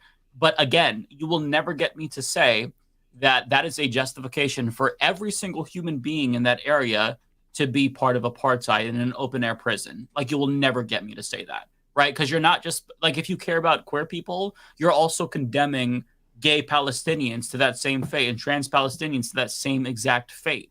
Like, they don't, as Matt said, they all deserve water, right? Like, if you specifically care just about queer people in general, which sure, that's a good concern to have, then they also deserve life. They also deserve to not be in an open air prison. They deserve to leave. I just feel like you have to be able to disaggregate the conditions and then the social issues. Like, there's a distinction between actual material issues and then there's post-material issues. The reason why a lot of these countries are very socially conservative is in part absolutely due to religion, if not mostly due to religion. But part of it is because a lot of these citizens don't have physical security. Either they're subject to terrorism or state-sanctioned violence. But once you actually give citizens security, then they get into post-materialism. Post-materialism means that once you start to feel safe and you can have a home and there's a more stable situation in your country, then you start advocating for women's rights. Then you start advocating for LGBTQ plus rights. Once security is established, oftentimes that's when you start to see these types of movements pop up. Tunisia, as soon as they became democratized and Ben Ali was overthrown, they got a lot of access to the internet. And what was one of the first things that happened? They had a gay rights movement that started to emerge. So if you really want there to be more social progress, then I think that advocating for freedom and security is very important. And so they will focus on social justice issues in these countries. Usually speaking, this is a generalization. They'll focus on that once they aren't worried about getting bombed by Israel, for example. Also, hold on. I'm sorry. I was looking at something else when you brought this up. The fact that you need to point to a specific example, one specific guy who was killed last year, absolutely shows what a bad faith this is. Mm-hmm. It absolutely shows this isn't something deeply embedded that gay people, LGBTQ people have to fear for their lives, and they're getting slaughtered on the regular in Gaza or the West Bank. Fuck, I can point to, in fact, I could point right here, right now. There's a whole list of anti-LGBTQ violence right here in the United States. Mm-hmm. This year alone, 2 people, a gay man and an LGBTQ ally were murdered right here in the United States for being gay or a gay ally. O'Shea Sibley, a 28-year-old gay man, was stabbed and later died outside a gas station in Brooklyn, New York. The suspect responsible for the stabbing was identified as a 17-year-old who turned himself into police custody on August 4th, 2023, and was later charged with second-degree murder as a hate crime. In August 18th, 2023, Laura Ann Carlton, a store owner in Lake Arrowhead, California, an LGBTQ plus ally, was shot to death by Travis Ike Gucci, who took issue with the pride flag being displayed at her business. So give me a fucking break. You just don't like Muslim people. You're just an Islamophobe. I guess we should all be, or not even. We don't have to go that far. That. You're just a xenophobe too. You're just anti-Arabic. Yeah, I mean, and also what happened last year, the Club Q shooting, where somebody walked into a gay bar and they murdered people. They murdered queer people. I guess that all of us should be subjected to apartheid and an open-air prison because of that, right? Because if you give us our freedom, then we're going to hate gay people. Punish the gay people too. Like, it's just, the logic is so fucking stupid. November 2022, a mass shooting at a gay bar in Colorado Springs, Colorado leaves 5 people dead, 25 injured. Let's see. February 18th, 2022, Nasir Johnson was killed by his gay lover, Kylan Pratt. So you even have that going on here. We got November 2nd, 2021, Jenny D. Leon, a Latina transgender woman, was found murdered in Tampa, Florida. October 24th, 2000. And these are just deaths I'm going through right now, by the way. I'm not going through the other stuff on the list that shows assaults, harassment, all this other sorts of attacks. Let's see. July 5th, 2020, Cherry Bush, a homeless 48-year-old trans woman, was shot dead in Los Angeles. Her alleged killer was charged with a hate crime. I mean, I could go on and on and on and on and on and on and on. Maybe all the LGBTQ people living in the United States should apply for asylum somewhere else too. Yeah. Yeah. So tired of this. So tired of the constant dehumanization of this specific group of people who are the most vulnerable group of people on the planet. Yeah. Yeah, it's sick. It honestly is sickening. I don't like that people weaponize my own sexuality against me. Like, I'm sick of the comment, "Hey, they'd throw you off a bit." Like, go fuck yourself. Okay, you don't get to say that. Okay, again, we're talking about a population 50% children. If you think that these children should all die because you think that maybe they hate gay people, and also because you think that there's no gay people in Palestine, I think you're twisted. I think that logic is despicable and you're gross. Okay, moving on. This is, I believe, for you, or it might be for Rachel, David. Let me check.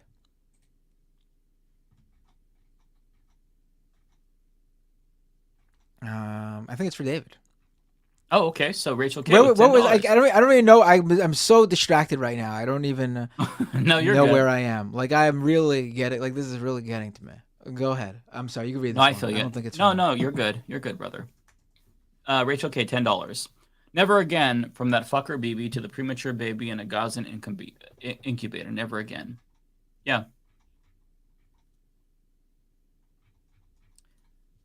This one's for you. Ice Picker with a $50, $50 Australian dollars. Thank you. Wow. Aussie, oi, oi, oi. Ice Picker with a super chat. Thanks for the stream today, Matt. Thank you.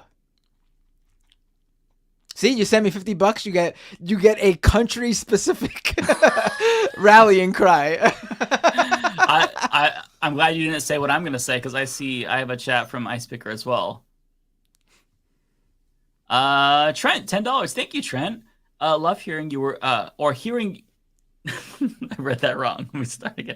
Hearing you were outed breaks my heart. Much love. Thank you, Mike, for being you. Hey, I appreciate that. I posted my coming out story a couple years ago. Also, I was on Crystal, Kyle, and Friends, and I shared it with them. So if you want the full thing, check it out. But yeah, I was outed when I was 22 to everyone in my family. Old like friends, their parents were called.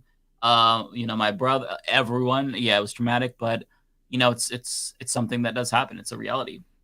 And this isn't even Palestine where it happened. It happened in America.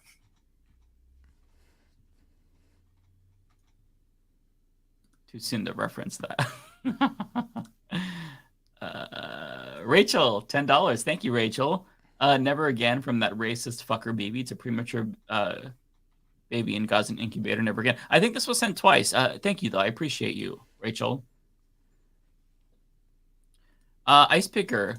$50. Thank you. That is like ridiculous. Thank you so much. You are so kind. Come on, you gotta give him the old Aussie. Oi, oi, oi. No. I got another one. I'll put another shrimp on the barbie. That was such a bad Australian accent, but okay. God, I'm getting the more like tired I get, the more unhinged I become. I'm so sorry, people. Okay. This we've got a couple that I think this are is from me. Ace Area 51 go. with a membership super chat.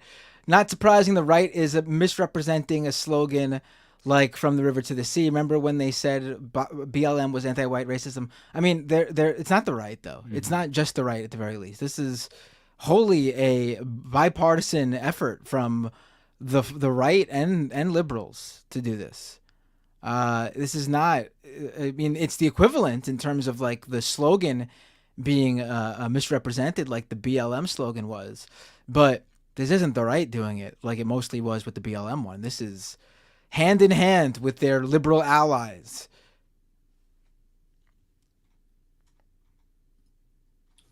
And then we have, I think the next few are going to be for either you or David.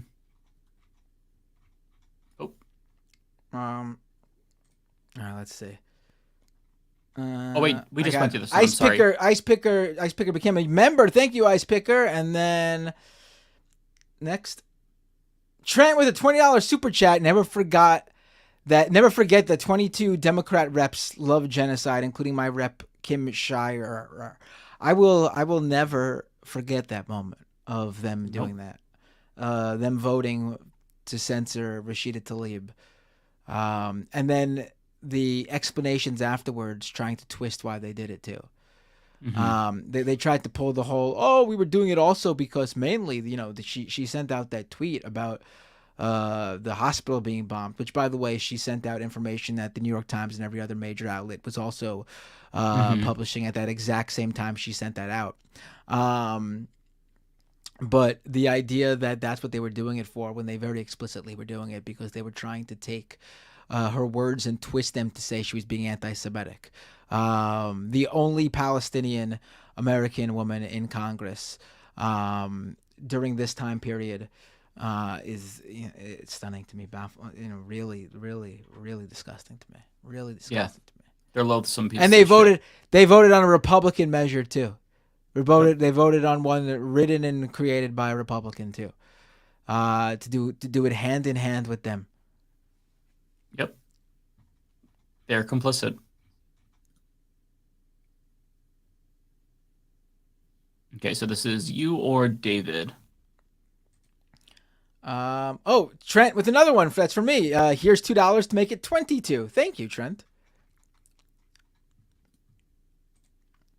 Trent, then another super chat. I stopped listening for a moment only to hear Matt say genitalia region. What? Oh, because someone said they like putting on toasty underwear from straight out of the laundry. straight out of the dryer. And so I was just saying I prefer the full body. I prefer warm pants, like warm pajama pants, over warm boxers because I prefer warm socks too.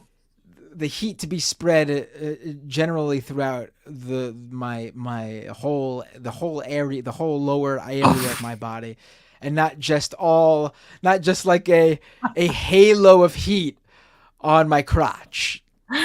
For a second, you were like, I prefer for the heat to be spread on my whole body. Oh, right. Listen. I don't know about any of you other men out there, but for me, when I'm cold, usually the last place to get cold is probably like your private area, and when you're hot, the first area to get all sweaty is your private area. So I don't need the heat directly on that spot, already making matters worse.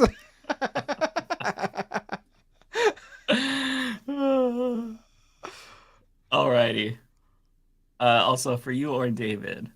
The next like 2 or 3 are for you or David. Kowalski with the super chat. Trump, Biden, and BB are all grave dodgers.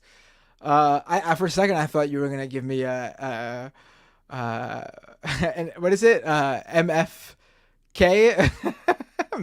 Oh, what is it? What is it? Or is it FMK? What is it? Yeah, it's FMK, right? Yeah. Yeah. Give me an FMK there. I mean, honestly, that one's easy too. But I'm not gonna. Let's not go there for. Yeah. Yeah, that one is easy. Let's say the order is the opposite of what you see right there, in opposite order. No, wait, no, it's not. It's in that order. My bad. It's in that exact order. As bizarre as that might be, it is in that exact order. I love how you're volunteering fuck, marry, kill information. Yeah, it's in that order. But I agree with you. It's in that order. Yeah. Yeah. All right, Bay photo for you. Or David. I think it's for me. Hold on, let me double check. I'm sorry. It is for me. Bay photo with a membership super chat.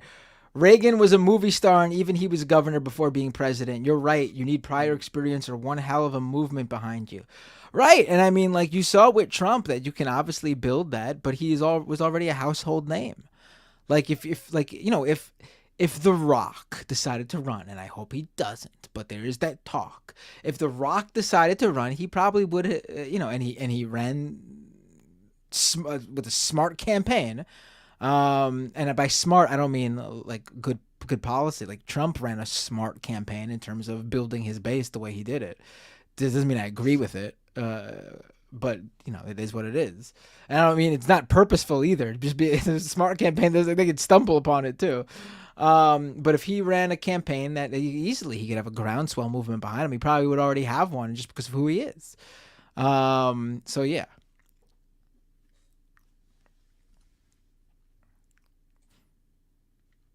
This is not for me. Oh, so check the memes on the LM Discord. Dirt on you. I've not been on the Discord for months, but I am curious now. So I'll check. So this is about David. Okay, so this one is from me, Jay from NJ. $5. Thank you so much. Currently at work running on fumes from protesting outside Cory Booker's office in Newark today. Hell yeah. But smoking the mansion as senator pack keeping me up. That's good for you for protesting. I don't know. I'm confused about what you're saying in the last part. I know that Manchin announced that he's not running for re-election, probably because he's going to run as like a no labels presidential candidate or some shit.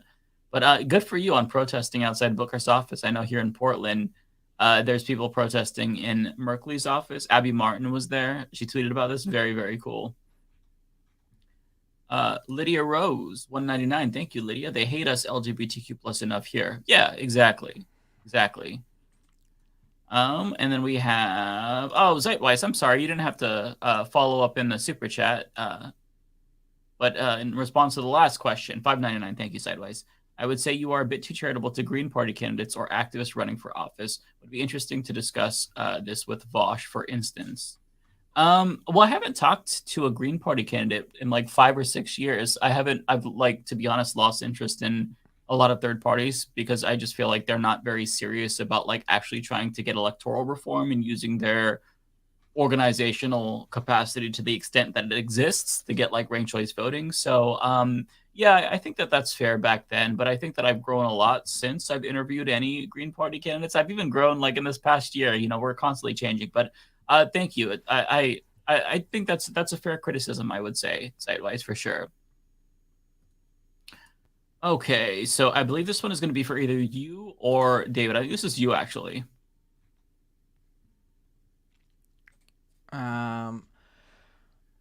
Is it for me? Let me see. It's not for me.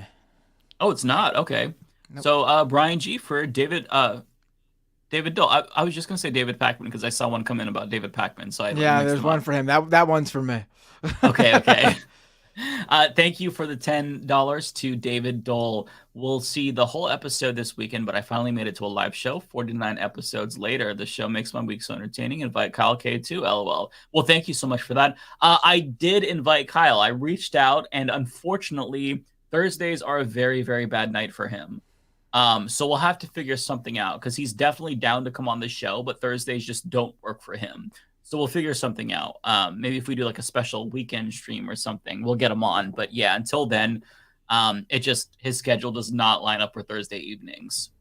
But he's definitely down to come on for sure. Okay.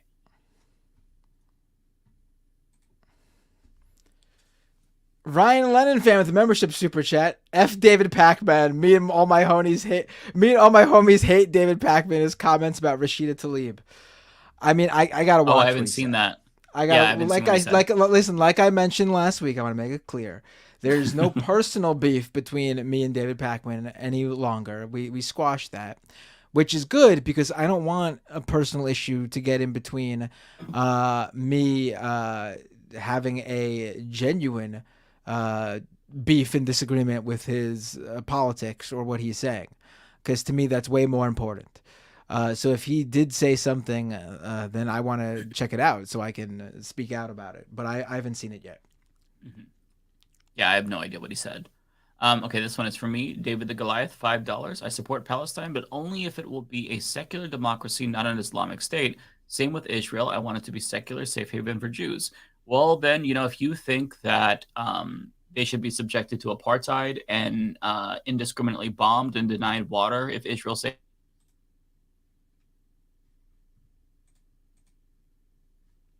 Oh, hello? Mike, you froze. Mike. I'm not frozen, right? Mike froze. Or did Mike not freeze? Is it just... I can't tell. Oh, wait. I think Mike froze. Mike, you froze. I'm going to remove you, Mike. All right. I removed him. I'm going to try adding him back. Uh-oh.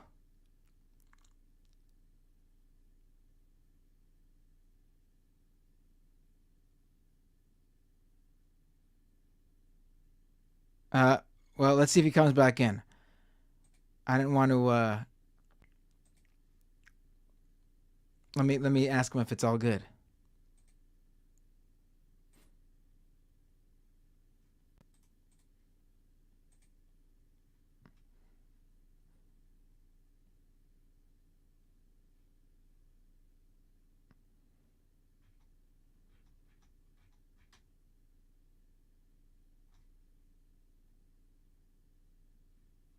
Oh, is he back in? Let's see.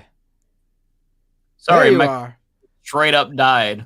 Yeah, I saw. I didn't want to keep going because you were right in the middle of talking, so I didn't want to.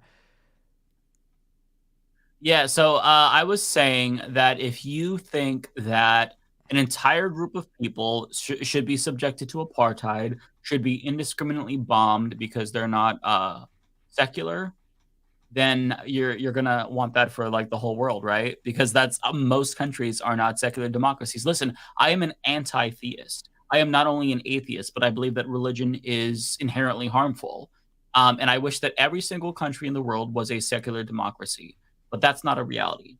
We could want one thing, and that doesn't mean it's going to happen. It's never going to happen, right? That doesn't mean that the people in those countries should be subjected to terrorism and apartheid. I feel like that's such a weird thing. Like if you want a secular democracy, then shouldn't you also be the same kind of person to acknowledge that like humanism is good and we should support self-determination? Like I genuinely don't understand this mindset, David. So yeah, I disagree. I would love to see every country be a secular democracy. I'd love America to be a secular fucking democracy. We're not. So yeah, I don't know what to say about that. Okay, give me 1 second. Let me try to figure out where I was. Okay. So I don't know. I think this is for you.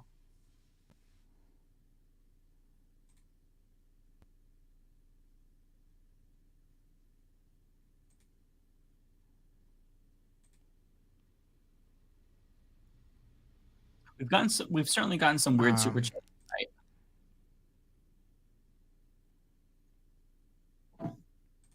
That is for me. Ooh, message was retracted on my end. So I don't know if I should read this, but I guess it's already on the screen. RV with a $10 super chat. Even in San Francisco, I grew my hair out for a few years and I was getting significant transphobic hate just walking down the street or going to the grocery store. Transphobic men exist everywhere. Yeah, that's absolutely correct. Yeah, I think that people don't like. Sure, there's going to be differences in homophobia and sexism in every country, but it's in every single country. I just feel like people need to understand that. This makes me want to like put out my book on this just for people to read, because there's a lot of social movements in the Middle East and North Africa that people don't even know about. They don't even know that they exist. Like, as I stated, Morocco has a big gay rights organization, or gay rights movement. Their biggest organization is Kif Kif. It's known around the world. They do parades in France. You wouldn't think that because Morocco is a homophobic country.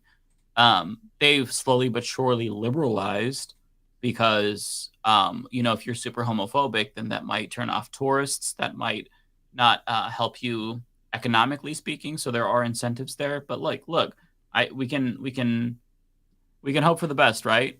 But you shouldn't think that people should be subjected to apartheid violence and terrible living conditions because of their government. Okay. I'm rambling at this point whenever I talk about this because we've answered the same thing like 100 fucking times.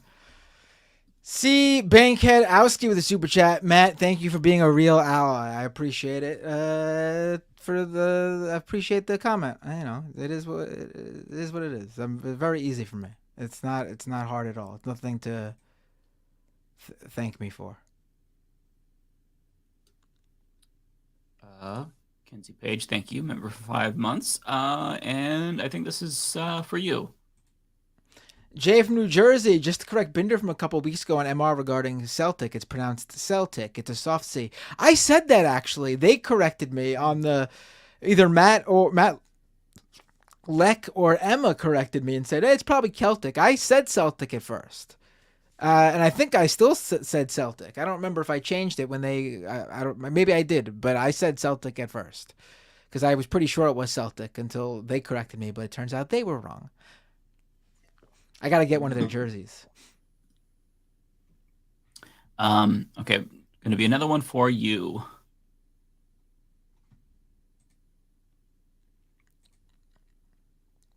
Jay from New Jersey with a $20 super chat. In case if you guys forgot or are unfamiliar, Josh Gottheimer is the guy that while campaigning for Congress wore a bulletproof vest while in Patterson, a majority black and Arab city with large Palestinian community. What? I did not hear about this, but it's not surprising. So I don't know if you heard about this, Matt. When they were having a private Democratic Party meeting, he reportedly either said that all Muslims are responsible for the 10/7 attack or the Palestinians are responsible. Like he said something to that effect. Like the dude is a massive Islamophobe. So this does not surprise me. I haven't heard about this though, but that's interesting. Still alive with $10. Thank you. Not to be a Debbie Downer. But did any of you hear about a recent scientific paper published saying how the West Antarctic ice sheet will melt? There's no ifs anymore. It will happen. I haven't heard about this, but it doesn't surprise me, honestly. I noticed, and this is probably a bad thing, but I've kind of become numb to news regarding climate change. Not all news. So I forgot what it was. It was a report about the coral reefs that I saw, and the complete collapse that really kind of shook me to my core. But for the most part, when I see climate change news, it's hard for me to get more down than I already am on that issue, because I feel like I've kind of just like accepted that the most likely scenario is that we're doomed. But if we're not doomed, then that's like a really good surprise. I know that's really dark, but I'm trying to work through my doomerism, but it's hard to not be like really really down, because we should have like reversed course a decade ago at most, and we're still going in this direction. So I haven't seen that though, but I'll check it out though for sure. Okay, so the next four are for you.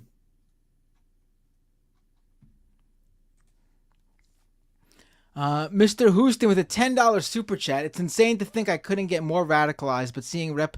Tlaib get censored while transphobic, racist politicians get off free for insulting trans colleagues and dehumanizing people of color changes you. Yes, it does. I don't know where we are though now, because you left me.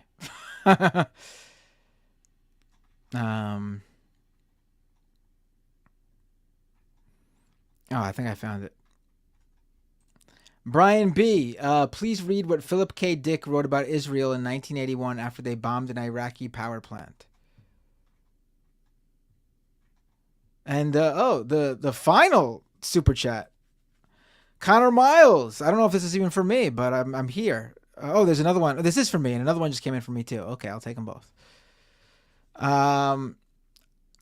Connor Miles, I've made a daily ritual out of writing my reps. I find it easier to express my anger in smaller bites instead of descending into a desperate rant. Yeah, do whatever you need to do, honestly. Any way that you feel you need to do it, do it. The new super chat isn't showing up for me.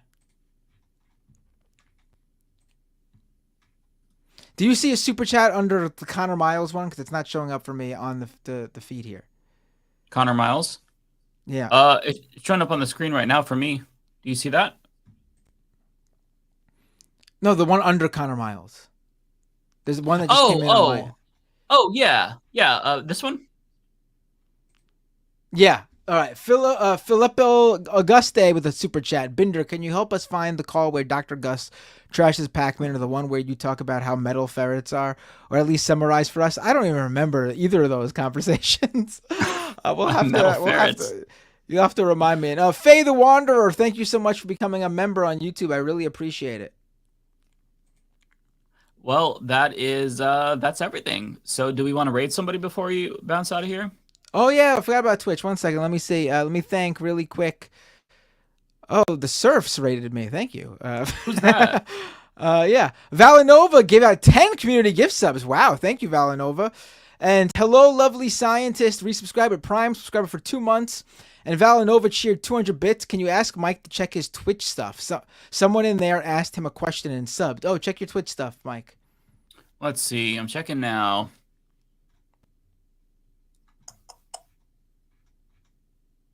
I'm not seeing anything. Hang on 1 second. Go into my creator dashboard.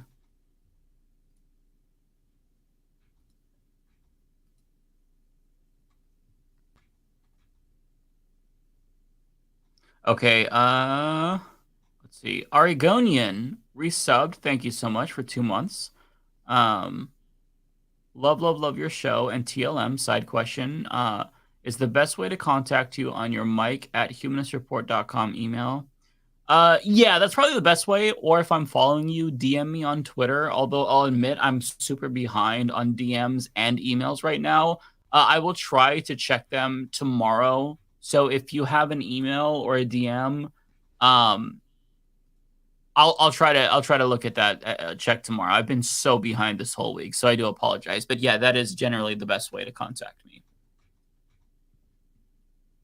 There you go. Do we want to raid? Who should we raid? Oh, Abond V, thank you so much for resubscribing for 1 month at tier 1 over on Twitch.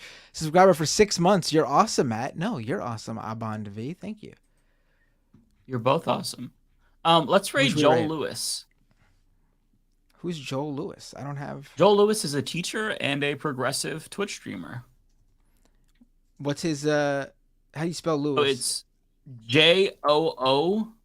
Oh, okay. EL. EWIS. Only one L. Oh. Okay, hold on. I'm looking for him. Hold on. Give me a second. Oh, and one more super chat here.